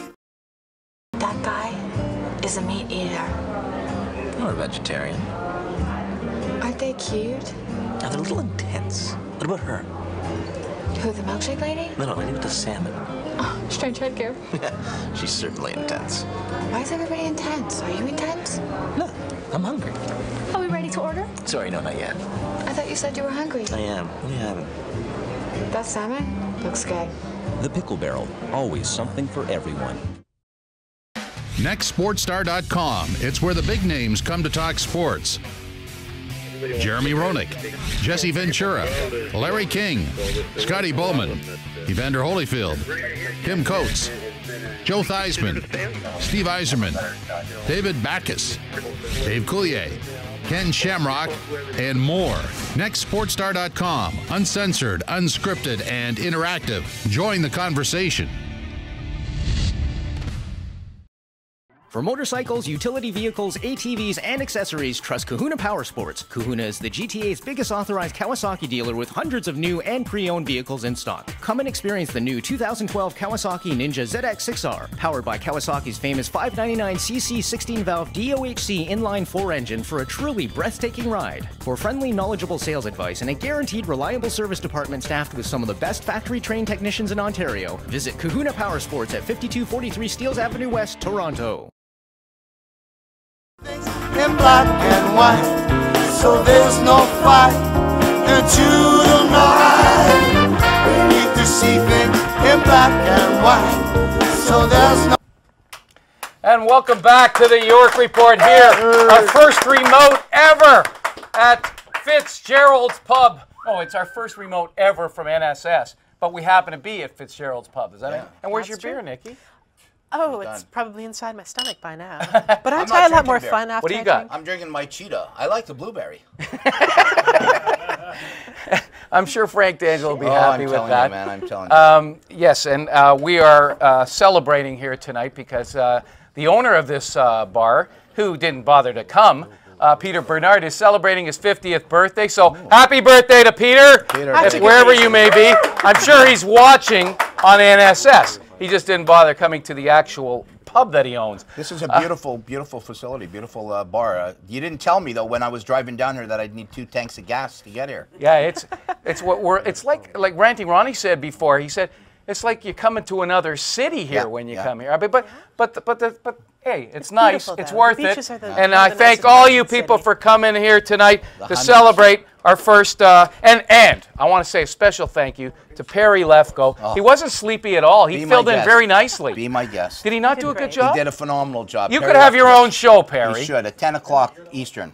All right, let's wake up a couple of guys. Handsome Harrod's falling asleep here. I don't know why. What are you doing, Handsome? Wake up. I'm alive and doing well. All right, Marty. There's a gentleman. You know how much I love the Blackhawks, right? Yes. Well, there's a gentleman that when we came up, I saw him wearing a Blackhawk jersey, the black Blackhawk jersey, which I love. Yep. Big Philly D. So I want to ask, Big Philly D. When. Well, wait a minute. First of all, what's your name? My name is Phil. Phil. Phil Demopoulos. And what do you do, Phil? I'm into real estate and mortgage broker Phil, business. you don't have to bring eat the mic down a little, Phil. I've eaten lots of mics in my life. I don't want to know. Mike who? Mike who? Especially Mike Smith, Mike Jones. A guy like Handsome Howard. I know people who will pay you good money for video of that. That's sick. We'll talk Rosie, about it after the show. Yeah. So Big Philly D, I love the Blackhawks, and Marty and I, when we did the trade deadline show a little while ago, we were talking about different things. A lot of people thought I was nuts because as much as I love the Hawks, I'm still a little scared. You know, President's Trophy, got a great team, great D, great O, possible MVP in the league, and Jonathan Toews. But I'm not convinced that that Corey Crawford and Ray Emery can take us to the promised land. They're both solid backup goalies. Yes, they're playing real well right now, but playing in May is much, much more difficult than playing in October and November. What's your thoughts? Well, as I said the first time I was on this show, that Crawford has really been the backbone of the team with a good supporting cast. Well, a good support in Ray Emery. Unfortunately, Ray Emery was hurt yesterday, and they've just called up someone named Carter Hutton. I think in a shortened season, you have to look at a lot of other variables. Of course, goaltending is very, very important. Defense is very, very strong for the Hawks, and they've got a lot of talent on the team. You know, right down the middle. The power play they are working on, but I do agree with you as far as the goaltending being an issue. If they can continue in the shortened season, I think they'll go a long way in the playoffs. All right, so Phil likes the Hawks to win the Stanley Cup. Am I right? The Hawks 100% to win the Stanley Cup. All right, there you go. They're the All best right, team Nikki, in the league. Nikki, who are you taking to win Well, the Cup? I think that the West is going to come down to Chicago and Anaheim. And the one thing about the NHL playoffs is that it's always a battle of attrition. It depends on who can get through the first two rounds with the fewest injuries and the fewest games. If you've got a couple of weeks in between series when you can rest your guys, then you've got a much better chance of going further along. And I do think that the point about, you know, points come down to, in the regular season, if you have a lot of points, then that speaks to you having a really good backup goaltender. But you're not going to need that in the playoffs. You need someone who can play day in and day out. So who wins? And I think Anaheim's coming out of the West. Anaheim. And I think that they're going to play Pittsburgh for the Stanley Cup Finals, because I don't see any team in the East beating them, whether Crosby comes back or not, as long as Marc-Andre Fleury plays the way he's supposed to. That's the big question mark. And I don't see any team in the East that's actually going to challenge Pittsburgh. Now, who knows? Last year, the Kings won it, and they were the 8th seed coming out of the very, very deep Western Conference. And sometimes all it takes is a goaltender who stands on his head and carries you all the way through. There have been so many examples of that. Giguère with the Ducks a number of years ago, and Quick with the Kings last year. So many variables in the NHL playoffs, and that's why I think it's the most exciting time to watch sports, is when the NHL is in the playoffs. But the bottom line, Nikki, is you're taking the Ducks. So we have one vote for the Hawks. Well, I think the Ducks are going to play the Hawks in the West. I don't know who's going to come out of it. No. You just said the Ducks are going to win the Stanley Cup. You said the Ducks. Come on, backpedal. Okay, all right. Let's say the Ducks play Pittsburgh. Hawks, I don't know who's Rosie. going to beat them. I'm going with the Hawks against Washington. I think why you said what happened with the Kings winning it last year. They came into the playoffs very, very hot. Washington is coming in very hot. Doesn't matter what they did a month ago or 6 weeks ago or whatever. They're coming in hot. Ovechkin is the Ovechkin that he was, and I think they're good enough to win the East, especially this year with a shortened season. I think it's going to be the Capitals and the Hawks will win it all. Matt McCloskey. I agree. I got Pittsburgh coming out of the East, and toss up between Chicago and Anaheim.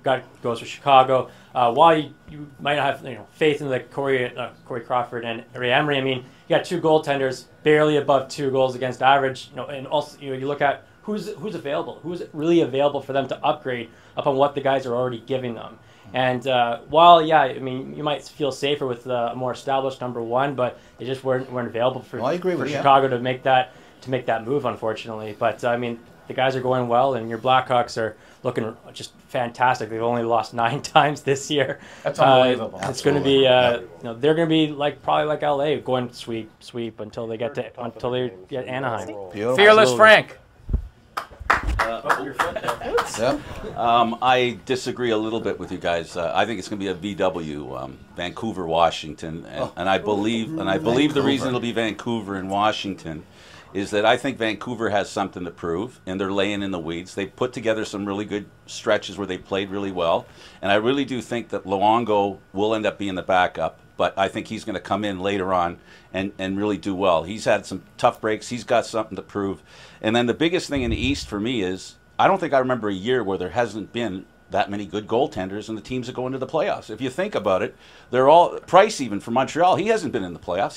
He's got a lot to prove, and I think the best goalie in the East when you might be Ottawa with Anderson, but you've got Nabokov and you got some guys there that could steal games, but I don't think the team in front of them is good enough. Well, Lundqvist is probably the best goalie, but the team in front of him has just been absolute crap. Absolutely. And you're assuming that the Rangers are even going to make the playoffs. I'm not assuming that. With the way they're playing. That's exactly. That's the strange thing here. Maybe because it was a shortened season, the goalies didn't have as big an impact on the league as they may have in previous years, where goalies. Look at what's his name? Jeepers! In Calgary, all of a sudden I forgot his name. Kiprusoff. That guy got off to a bad start, and that's all he's done is he's played really bad. I mean, in the last few games he's played better, and he's probably going to retire. So well, he's an old goalie on a bad team. Goaltending this year is going to be important in the playoffs, I think, more than it was during the season. Look at Sergei Bobrovsky. I mean, Columbus. I mean, I would love to see the Rangers not making the Columbus. And Columbus make it. That would be great. I would love to see that. Just a complete irony of the whole thing. I have this Bobrovsky has come in distaste and for he has them. looked almost like a Vezina candidate. He might win it. I mean, he's got a chance. The way he's really carried that team this year. I think he will win. A lot of injuries going up front. With Dubinsky was hurt up front. Anisimov has been hurt a lot this year. And the addition of Gaborik, where he's gone a point per game with Columbus, we all know what Gaborik can do. And Bobrovsky has played in front of well, we all know Columbus as a weaker team, but their defense isn't really that bad. You got Tootin, Jack Johnson, and Wisniewski all up top, and they're looking pretty on the defensive end. All right, I'll tell you one thing, just to interrupt for 1 second, and I'm born and bred Toronto like you, Nikki. And, I don't love the Leafs. And I'm not a Leaf fan. I cannot stand the Leafs, to be honest with you. But for all the Leaf fans out there, this could be the year that the Leafs turn some heads and bite some asses, because Reimer is playing incredible. And for everybody that says to me, well, you know what, he has no playoff experience, whatever. You know what? In 1993, Patrick Roy had no playoff experiences either, and there was a Stanley Cup that came to Montreal. So All right. We have to get them some. You have to get some playoff experience. All right. Let's ask Dr. Stuart Greenspan what he thinks. Who's going to win the Stanley Cup, Doc? Who is going to win the Stanley Cup? I do not believe it will be the Pittsburgh Penguins, as these favorites like Pittsburgh. I think they're too weak defensively, and their goalie's been very shaky for a team to go to the final. Rosie agrees with you. They're a type of team that's primed for an upset. If you look at your LA Kings last year, how they did it with a guy like Dustin Brown. Dustin Brown, if I'm not mistaken, the Leafs were trying to acquire at the trade deadline, right? He was virtually the MVP in the playoffs. Yep. He was phenomenal. So you need character and heart. It is, like Nikki said, it's a game of attrition. The Ducks look pretty big up front, and that's where you got Getzlaf, Perry, and you got Bobby Ryan at 235 pounds. You can't push him off the puck. That matters. They got a good goaltending in there. I like Chicago's explosive, but again, their defense is better than the Ducks, but I like the Ducks forwards better. Goaltending's probably a wash because nobody knows the goalie on. Nobody knows. Yeah, nobody knows. But I like those two teams over there, and I always like an upset. Like I like the New Jersey Devils when. Sorry, Stu. One team. One team. Just like a doctor, eh? Yeah. It could be this, but it could be that. How's this for you? The Boston Bruins. Boston Bruins. All right. So far, we've got one Vancouver, one Boston, 2 Anaheim, and 2 Chicago. Am I right? All right, let's. This is a nice lady here. What's your name, first of all? What's that? Shirley. Hi, Shirley. All right. Did you just come here to be the next sports star, or are you just another pretty face in the crowd? No, I came here for support. You're Mrs. Stuart Greenspan. He needs an audience. You're the strength behind the Doc. There you go. I need a win. All right, Mrs. Greenspan. Yes. Shirley. Yes. Who do you like to win the Stanley Cup? Whatever he says. There's a good wife. All right, then there's 2 for Boston. Handsome Howard Kane. Now, folks, listen. When it comes to making picks, we have to pay a little more attention to Handsome Howard than we do to most people, because he is, after all, a handicapper. Well, we don't have to, but we do. We have to. All right, we do. All right. Handsome. Look at Handsome's rising to the occasion. Oh, yes. The interesting thing about look at Shirley. about the NHL playoffs is the regular season, you can throw it out. Every year, it's almost like a curse. A team that does well during the regular season, finish first, looks like a cinch, boom, they get knocked out in the first round. Yeah. And I think this being a shortened season even means a little bit more, because I actually look at certain teams that have been on cruise control through the regular season. they're playing at a certain level that they can win, get into the playoffs, but they're not like giving it all because they know come the playoffs, that's where it's going to count, that's where it's going to win. And I tend to agree with Stuart. I think the Boston Bruins, I've watched them play, and they haven't had the greatest goaltending as of late, but I think they're going to step it up. Anytime you have Chara going into the playoffs, that guy can win you a Stanley Cup on his own.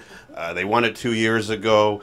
I think they're primed to go win it again. I think they're the one team this year that has played at about 80% of what their full capabilities are. It's almost like when they step on the ice, they say, you know what, we can demolish this team, but we'll just kind of play to our opponents. So questionable injuries. Pardon? They got a couple of injuries. Yeah, they've got injuries, but they've got their defense is very strong. And come playoff time, I always look at defense. I also look at the West Division because the competition is so strong. Teams are going to be banging each other and burning each other out. So I like Boston. I also, the team in the West that you might have to take a look at is Minnesota. They're another team that I think when they really turn it on can beat any team in that division if they really pay up to their capabilities. So. All right, there's Hanson. Howard came in picking the Boston Bruins.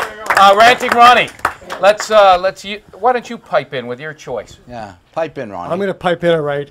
I said on your show when Scary Pete announced the end of the strike that I am boycotting NHL hockey. I don't give a shit who wins. What about Perry Lefko? Perry, do you mind coming up here and making a pick? There are millions and millions of viewers who are waiting to hear who you're picking the Stanley Cup, and you have to come here, please. Wow. Move up to the front of the bar. Perry Lefko, host of Be My Guest on NSS, and he hired me, he says. Blackhawks and Penguins, Blackhawks win. There you go. All right, that's Perry Lefko picking the Blackhawks. Short to the point, there you go, sweet. All right. Anybody else want to say something? A couple guys way in the back. All right. Okay, folks, let me give you the definitive answer. The definitive answer is that the Washington Capitals, with Braden Holtby playing fantastic goal and Ovechkin on fire, will win the Stanley Cup. The Washington Capitals. You could That's be the right. answer. Well, I had to win the cup. Remember. If Mike Green keeps playing the way he has, then I agree. Because the one thing that you always seem to need in the playoffs is that rock-solid defenseman. They had Chris Pronger, look how many bad teams he took all the way to the finals. A couple years ago, Chara.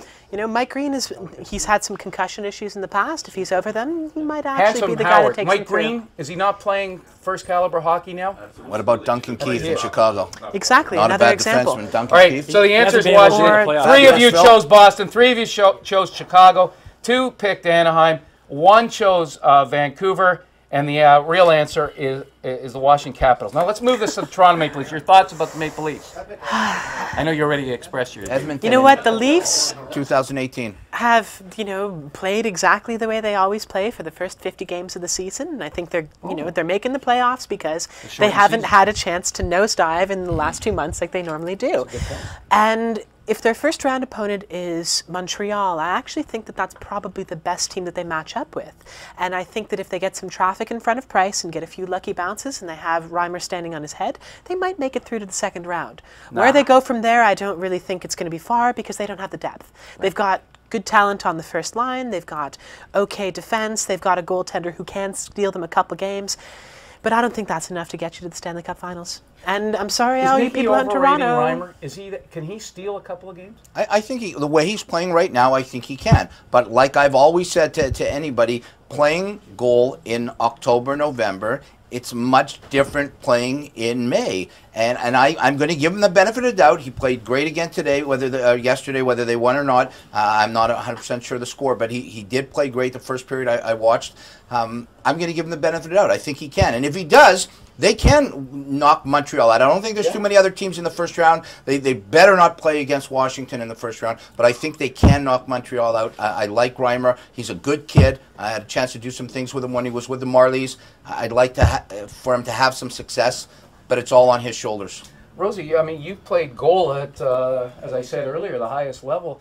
Carey Price is a pretty darn good goalie for Montreal. He's going can in he steal backwards. I know he's regressing lately. If he can get back on track and mentally, so one thing people don't understand, the mental aspect of the game is so huge that especially when you go into the playoffs or you're in the Olympics, you have a short period of time to really get going. And mentally, if he can get back on track, they can go. They can win it all. But that's a big if. If he walks in backwards like he is right now, he's played shit the last 2 games. All right. Phil, how far can the Leafs go? Well, I think it's, as we know, the Leafs every year kind of are always in a rebuilding stage. I think they've knocked that up a notch this year, and I believe they do possess a lot of talent and will be a team to be reckoned with in the future. But this year? This year, I'm not really sure. First round? First round, they'll be out. Yeah, I agree. Matt? If it's Montreal, I think they will win that series. They've do? gone 3-1 against them Are this you a year. homer, Matt? I've never known you to be a homer. They've gone 3-1. They've proven against Montreal what they can do, and that's beat them up. They beat Boston. If they play Boston, can they beat Boston? I don't think they can beat Boston. They beat Boston twice. They've spanked Montreal this season, with the exception of the one loss. They've come out and they've beaten they're a very small team. We joked on Twitter about how they're trying to collect all the 5'9" players and below on that one team. But it's that's what Randy Carlyle has brought to that team, a toughness, and that's they match up well together. It might not be who's the most talented team, but who matches up better against who. In that case, yeah, I think the Leafs are a better matchup against Montreal than vice versa. And if I'm Montreal, I'm hoping I get somebody else, because that is one thing. But I know anyone who's in Canada would love to see a Montreal-Toronto series, something we haven't That'll seen be since great. 1979. I'd love to watch for all of you watching in Poland and in the British Honduras and in Singapore, I apologize, we're getting a little local, but the truth of the matter is that we're all from Toronto, and really a Toronto-Montreal matchup in the playoffs would be like ecstasy for us, because we grew up following we grew up following the original 6. And Toronto and Montreal, if I'm not mistaken, Rosie, were the only Canadian teams in the original 6, right? That is correct. There, I got that verified. We always say that rivalries are built in the playoffs, and that's one of the age-old rivalries that we've ever seen. And it'd be great to see them back together again in the playoffs. All right, Matt. Beating the crap out of each other. They haven't played each other for a long time. You're a Torontonian? Yes, sir. What's your last name, Frank? Stanishi. And Frank, you just fit right in. You're like one of the guys here. Well, thank you. You're I making a appreciate good that. run at Next Sports Star, I must tell you. Don't tell us tell us where we could see your stuff right now, because you were telling me I do a show on Blog Talk Radio. It's called Candid Frank Live, and what I've been doing since January is CFL, trying to defy the odds. Lefko knows a little about the CFL. Well, I know Lefko, so he gets tired a lot, but We're taking shots. Taking shots. The new guy taking shots at Lefko.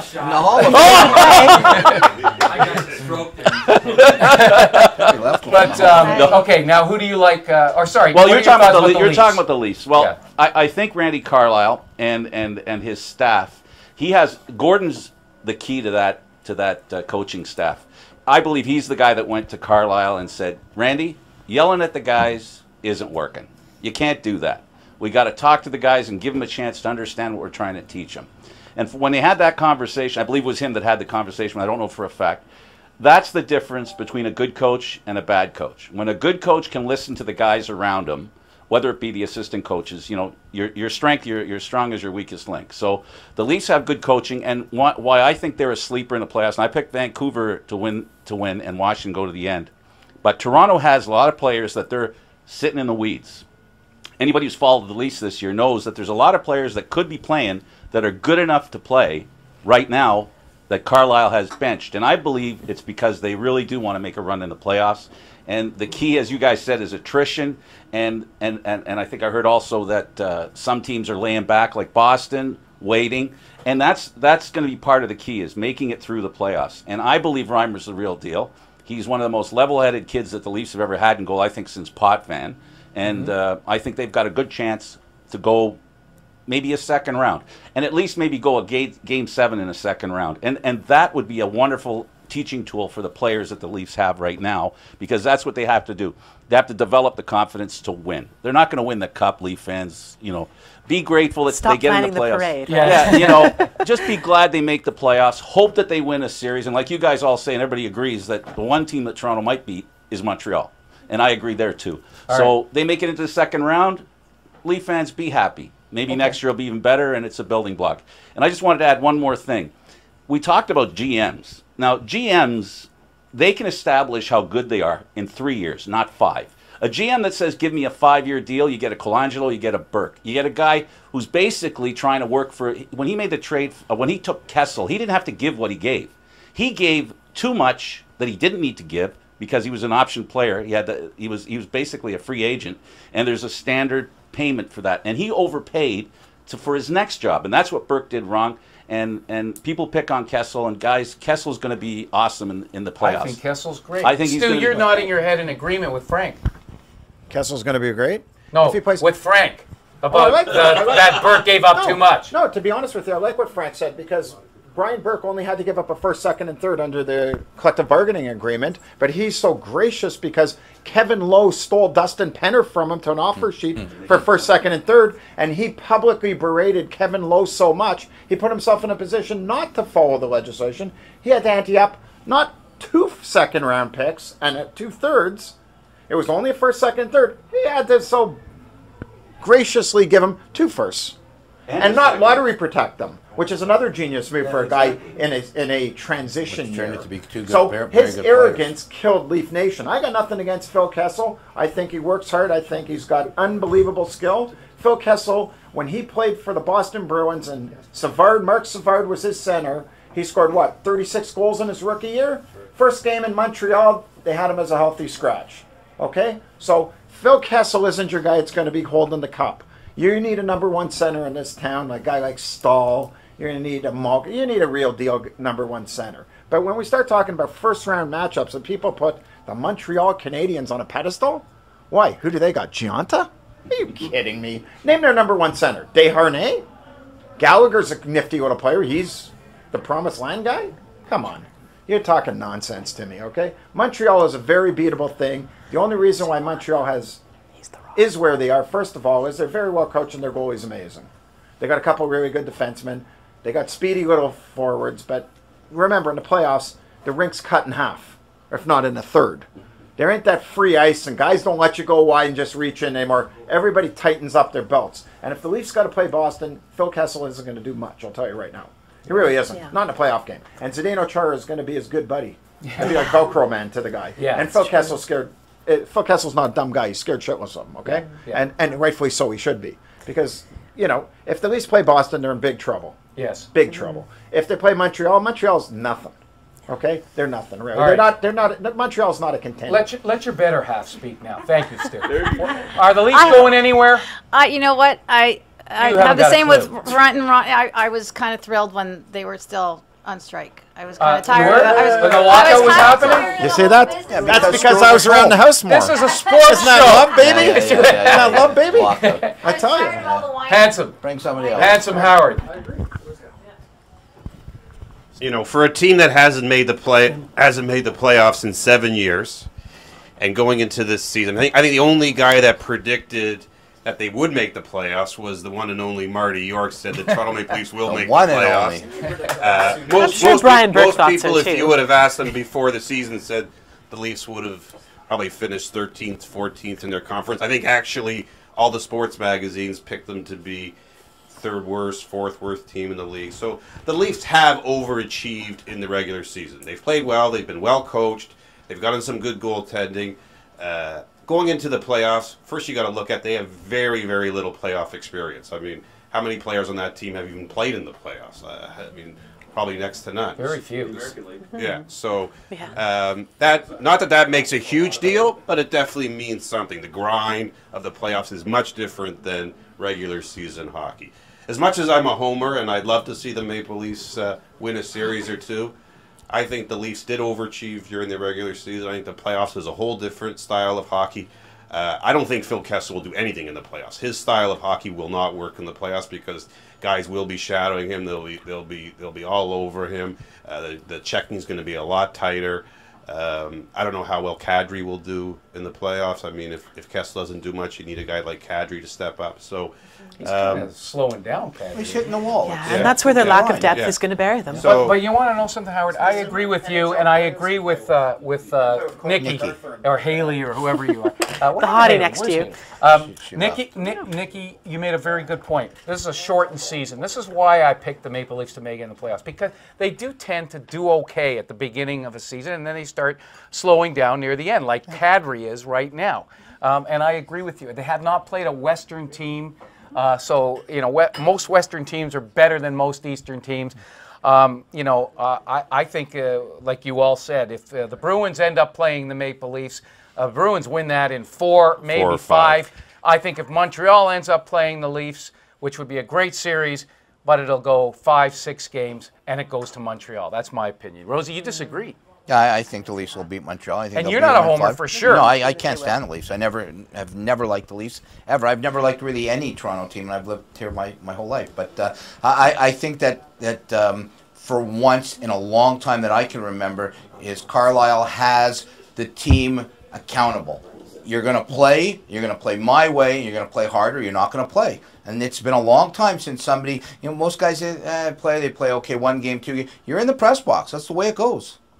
All right. There's one thing about the playoffs that make them so interesting, and this is why I consider playoff hockey to be the most entertaining time to watch sports, is that there's a statistical relationship between the percentage of scoring chances that actually score, the number of scoring chances that you have during a game, and the number of scoring opportunities that individual players will have between the different sports. And hockey actually has the smallest ratio between all those 3 factors, which means that luck, bad goals, garbage goals, things like that, play a bigger role in the overall outcome of any game than of all the 4 major sports. You look at something like basketball, you never see upsets in the first round. I think there's been one time when the 8th seed team has actually beaten the 1st seed team, and that was Golden State taking down Dallas because they matched up so well.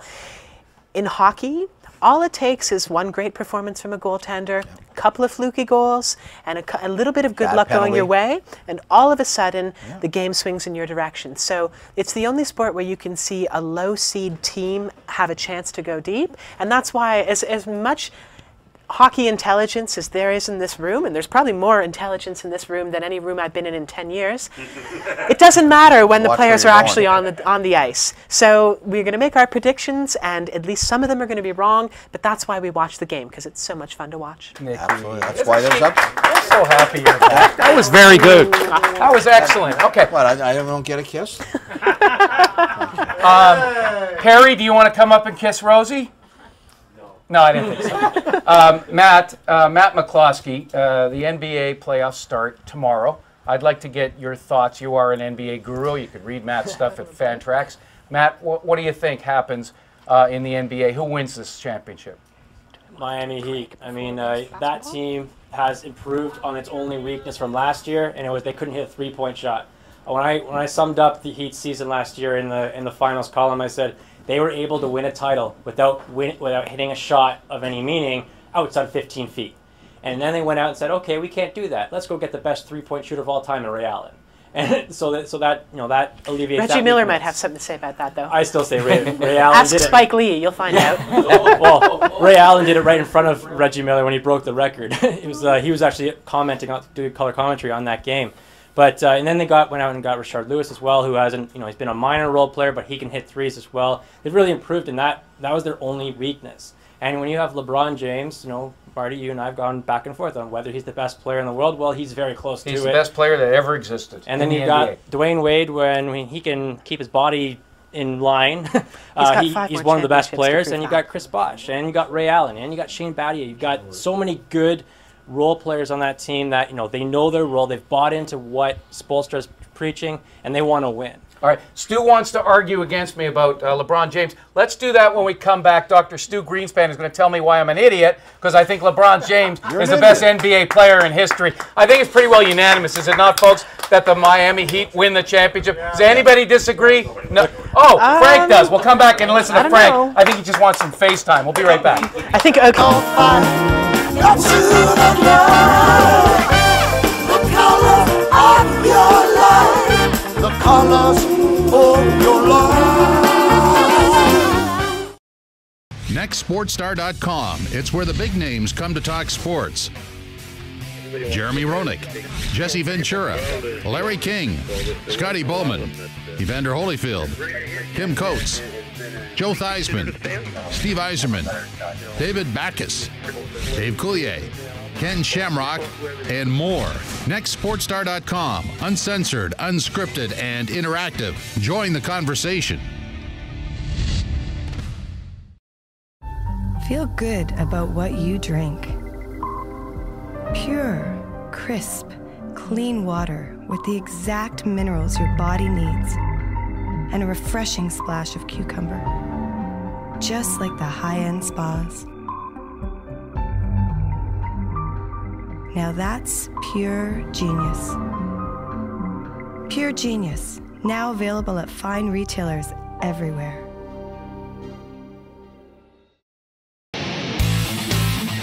Up-to-the-minute breaking news and reaction to it with great guests. The Eric Cohen Show brings his unique insight and encyclopedic knowledge of sports to you daily.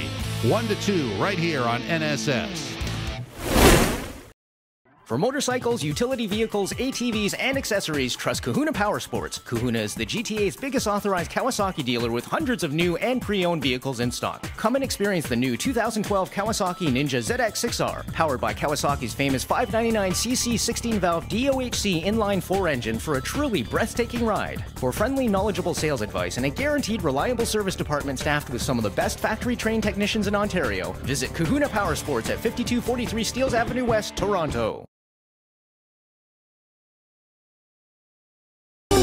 Colors of your life, the colors of your life.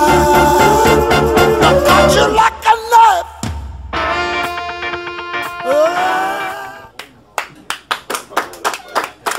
Hi everyone, this is Pee Wee Herman, coming back to you live from Fitzgerald's in Toronto. I know you thought I went away, but every once in a while I'm on Be My Guest with Perry Lefko in the back. I don't know what he's doing, but I'm having fun looking at Naughty Nikki. That's just like really, really creepy. I used to watch Pee-wee's Playhouse as I was a kid, and then I got older and I found out about Paul Herman's Playhouse, the adult version, and that was kind of gross. Well, today's special word is Naughty Nikki. All right, folks, welcome back to the York Report. We are trying to be a little bit sane, but with these two, Matt, let's go over to you.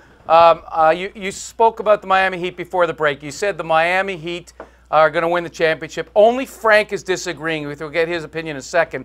But you were making another point about the Miami Heat. Maybe the last time they win this thing? I think this is the last time this core group could be together. And what we're facing soon is in the 2013-2014 offseason, the extra tax that they added into the new CBA comes into effect. And what that extra tax is that if you have been over the luxury tax for 4 consecutive years, you get taxed again. Not only do you get the luxury tax, you get taxed again.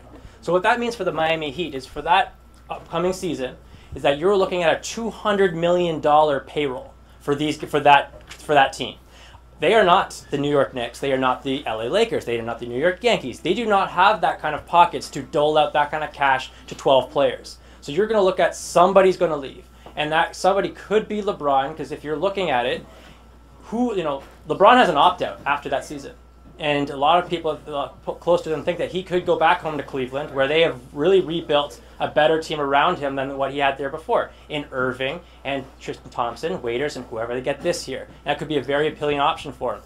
The Lakers have put all their contracts where everybody's expiring except perhaps Dwight Howard if he resigns. So that's going to be another appealing option for him.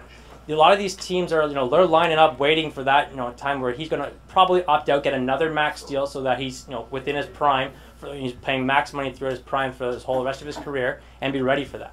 Okay. I think this could be the last time that these guys are going to be win a title together. All right, Matt, good stuff. Frank, you don't think Miami Heat are going to win? No, I think they're going to be a win, lose, win, lose. I think that they're blown up already, in my opinion, in their own heads. And I think the Knicks are going to be the team that surprises everybody. They've got a team that's ready to play them, and I believe the Knicks will beat them. The Knicks are a good team. I think if anyone's going to upset them, it should be the Brooklyn Nets. They've got the firepower to do so. Carmelo Anthony, one of my favorite players, arguably the best scorer in the NBA.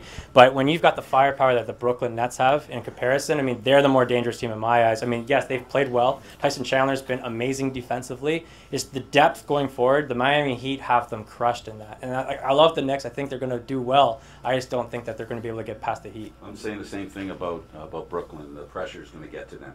Well, I mean, they've put a lot of money in that team. All right, Stu's taking issue with my statement that LeBron James is the best player. I think he's the best athlete in sports history. Can I say something, preface it? I love Uncle Drew. Have you seen him? Who? Pepsi Max. Did you ever see a Pepsi Max No, I have no idea what you're talking about, but we shouldn't be giving Pepsi a free plug. Pepsi's no cheetah. I hate Pepsi. I just want to see Uncle Drew. You got to cue it and watch it. It's, we've played the Sheldon Rodriguez, our producer, has put Kyrie Irving on there. Yeah, we've seen that Uncle Drew thing. What's that got to do with LeBron James? Well, what do you mean about LeBron James? You think that you're telling me Kyrie Irving is as good as... Kyrie Irving is a good draw for a second opt-out if he can get somewhere else. But you're not. But Stu, you're a smart guy. You're not saying that Kyrie Irving is in LeBron's class. No, he's not even in the top 50. I'm saying if LeBron James is going to go back home to Cleveland, he's got a nice welcoming committee instead of Dwayne Wade and Kyrie Irving. Oh, you think he's going back to Cleveland? Why not? Okay. He's a legend. But you were arguing my point that LeBron James is the best player in NBA history. Oh, what, do you think this is your show? Go. I'm talking about Uncle Drew. Go. Uncle Drew. Forget Uncle Drew. Forget that shit. That's the best basketball game I've seen all year. What are you talking about? It was good. Go. What about LeBron? What about LeBron? Yeah. LeBron's been great. Big beast of a man. He's been a superstar. He's been great. But don't tell me he's been a lot of other guys like Michael Jordan. Better than Michael Jordan. How many rings does he have? I don't know, Matt. And how many rings is... But how... Okay, we're not going to go through this again.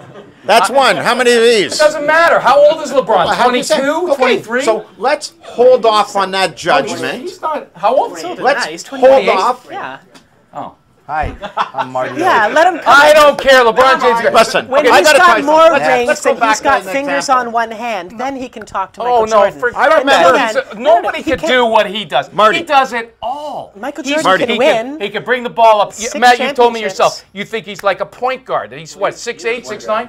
I mean, he's a power forward. He could be a center if he wanted. He does it all. He can shoot threes. He can dunk. We'll say this, and he dunks like nobody else. Got a long better way than to Jordan. When we're comparing eras, it's impossible. It's impossible to do in any sport comparing eras. Don't be water on the... No, well, I'll say this: he is the most versatile player to ever play. He can do everything. I'll take that. The only comparison in terms of him is Magic Johnson. Yes, right. That's the closest player to him that we can compare him to. All right, pass the mic over to I have not seen this gentleman, sir. Who are you? Identify my name's yourself. Todd. Nice to see you guys. Is that your honest name? That is my honest name. And what do you do? First-time caller. I am first-time caller. Long-time listener. I've been a loyal fan of the show for many years. So I speculate upon sports. So that's what I do for a living. Good. But I think one of the key things when we're talking about who's the best player in the NBA is it's really about who is the best player at what. So LeBron James is definitely not the best player at everything.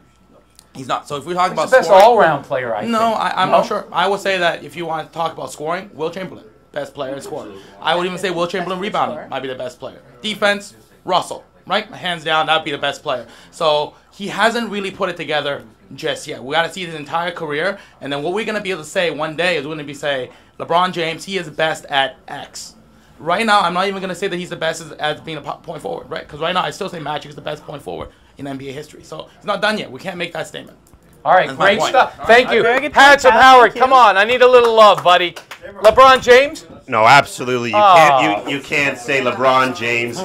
LeBron James is the best player ever. Because I always judge who's the best player by how many rings as well. I mean, that's... To me, you can't... You do that too? Yeah, I'm surprised at you. I mean, so Dan Marino wasn't one of the top 10 quarterbacks in NFL history? No. He never won a maybe that was the only exception. Maybe that was the only exception.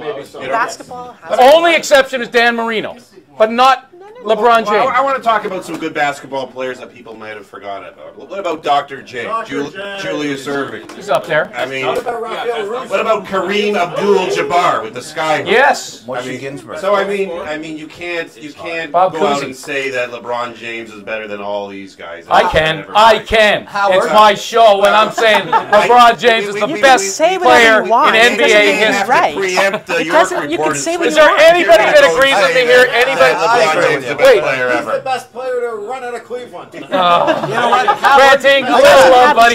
Come up here. Come on, buddy. I'm counting on my friends We're here. talking hockey. Sit back down. Basketball you can talk about. You didn't Ranting. yet. I grew up watching Dr. J. Look at great the camera. player. I'm talking Howard here. Howard here. I'm addressing Get this Howard. man on another beer Larry from Bird. Fitzgerald. Larry Bird. I'll give you the fact that I think, honestly, I do. Okay, Kobe. No, Kobe's good, but no. I think LeBron is the best player, but not the best athlete to ever play sports. I will correct you on that so one. you'll agree he's the best player in NBA history? Yes. Thank you, Ranting Ronnie. That's good enough. Thank you. I want to ask Howard Kamen. Yes, Howard. Oh, Howard, we were talking about Stand rings. up. How many rings does your wife have? My wife, she has quite a bit. You know, she Handsome, could I ask you a 3, 4, question? but she's not going to be in the Hall of Fame. No. In all seriousness, Handsome, you know, you're going to be watching maybe the 7th game of the Stanley Cup, and you're sitting there in front, and it's like tied 2-2 for your friend on television, and all of a sudden you hear Marla Kamen, your lovely wife, yell, "Howard! You got to wash the dishes!" And what do you say? Would you hold on? The game's not over yet. And what does she say? Would you get up here and wash the dishes? And what do you say? I wouldn't say anything after that. Because you can't win with women, right? Howard's the only one that this is the second time we've done this, and both times I've never known anybody to wash dishes upstairs. To wash, but he watches got a kitchen upstairs. The game in the basement. Because he's down in the basement. Oh, okay. All right. Sit down, Howard. Thank you. Howard Kamen. Howard Kamen, everybody. Handsome Howard Kamen. He's pussy whipped by Marla Kamen. Hey, God bless. I got something to say. If we're talking about the greatest athlete of all time, we have to give credit to somebody who has done something that nobody else in history has ever done, and that is the late, great Jim Thorpe. Why? Because he won the decathlon and the pentathlon at the Olympics, showing more diversity in his athletic ability than any other player. The one thing we're talking about, these other guys, you know, big deal. LeBron James is great at basketball. Put him on skates. You know, Bo Jackson plays baseball and Bo football. knows baseball. Oh, Bo knows. And he was great. Deion Sanders was a fantastic athlete. Absolutely, and he was a great athlete. Jim Thorpe. But if You're you were going to way put, back. There isn't one person on this watching the show remembers Jim Thorpe. Oh, well, What year anybody was who he? knows sports, Mr. and Mrs. Thorpe. 1936, I believe it was. 1936. It was a good year. The point is that when you're comparing athletic ability, Yeah. the decathlon requires more physical prowess at more diverse athletic skills than any other sport. Everything else is a matter of specialization. Throwing a baseball, hitting a baseball, shooting a basketball, shooting a puck. These are things that you can do over and over and over and gain skill from repetition. But when it comes to overall pure athletic ability, in terms of being a physical specimen who can do what nobody else can do, you can't look away from the Olympics. Oh, hey, don't. And I know who I'm talking to here, Olympic gold medalist right here. I got 5 rings. So there. Yeah. Listen, guys. Before we leave, we're going to have to sign off soon and make room for Josh Rimmer and Nightcap. The question, or at least I'd like to ask a trivia question, because Frank D'Angelo, who's the owner of Next Sports Star, has made 3 cases of what are they? 2 cheetahs, Sheldon? 2 cheetahs, 1 cheetah, 1 Arizona. Wow. Anyway, what a gentleman. The first person who can answer this in this big bar here at Fitzgerald wins a case of cheetah. Whose penalty minute record did Ty Domi break? That's correct, Frank. Tiger Williams. Frank, come on up and pick up your cheetah. Take your cheetah. And take a picture of his tuchus while he's bedding down. Out of here. This one? No, that one's open. That's quite the dubious honor, isn't it? No, you're not getting after. You're not running the show, Frank. Pick it up, take it over, and if you want to be the next sports star, do it right. All right. There you go, a winner of another case. Who cut? Yeah, you're not picking it up, Nikki. Who caught the 2009 Super Bowl winning touchdown? Super Bowl winning touchdown in 2009. You got it! Come and grab a It's Antonio Holmes of the Pittsburgh Steelers at that time. Arizona. Is correct. You win. Arizona. Case of Arizona. Now, where's our last case? I don't see anything else. All right, we have one more case to give away, but you don't have to pick it up now. Frank will personally hand it to you after the show. What's Frank's hit song right now? It's really good. I think it's a hole in my. I think it's "Hole in My Soul," but I could be wrong. Could you sing it? Hole in my. I got a hole in my soul. Beautiful. All right. Frankie Now, D. last trivia question: who hit a home run in the 1992 playoff championship series against Dennis Eckersley? Oh my God! It was a Roberto very. Alomar. Roberto Alomar. Rosie, I want my cheetah! You're not eligible. Why? Why? Because you wrote the question. You wrote the question. No, Rosie, you can't win. All right, so give another one. Matt, you win. Matt McCloskey wins. McCloskey. All right, now, Gator. before we go, Cheetah. Yeah. Hey. I think Perry just piped in with something. Darn near killed her. I don't know what he said. Cheetah. Oh. All the time. Yeah. I like the blueberry. Guys, before we go, okay, and we're really, this has been the first remote show that NSS has had. I feel privileged and honored that I'm hosting the York Report here at Fitzgerald's Pub. I want to thank each and every one of you for coming and putting up with Nikki this long and Rosie. Well, I'm sure it was quite a chore for them to deal with me, Marty. Before we go, there was just a horrible, horrible tragedy in Boston earlier this week. And I know you wanted to make a couple of comments.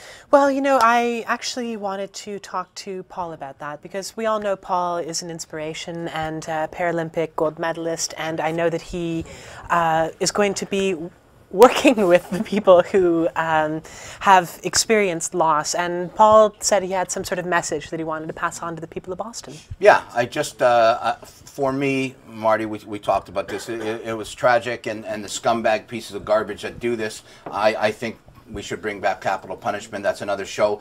But for the people, the men and the women and the children in Boston that lost a limb, I can tell you firsthand that your life is not over, that you will have an incredible life if you choose to, and you can email me at info@paulrosen.ca. I will be more than happy. I'm going to drive down next week with a buddy of mine to Boston and see the 27-year-old gentleman who, I'm not going to say his name, but there was pictures all over the internet who both his legs were blown off, to talk to him, because I truly believe that this is a tragic event, and out of this tragic event, incredible things can happen. And you know who you are. I'm going to come down and see you next week in Boston, and your life, I'm telling you, is changed for the good forever. Don't forget that. Wow. Well said. All right. Thank you, Paul. Let's add a little applause for Howard. You know what? This is great.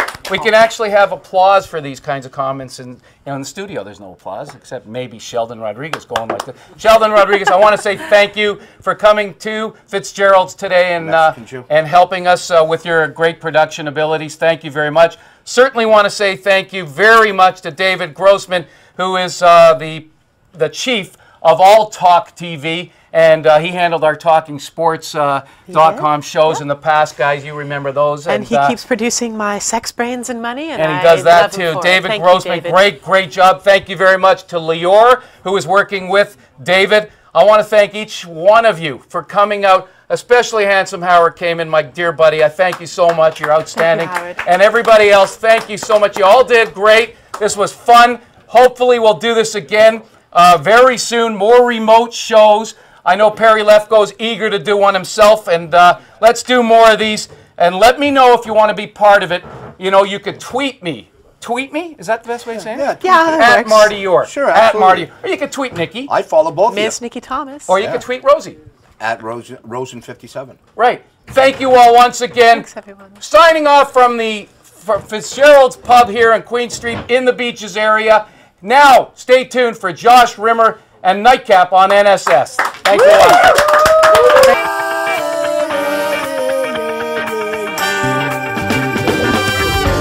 Brown, up to hear the sound. Yellow is the color of mellow.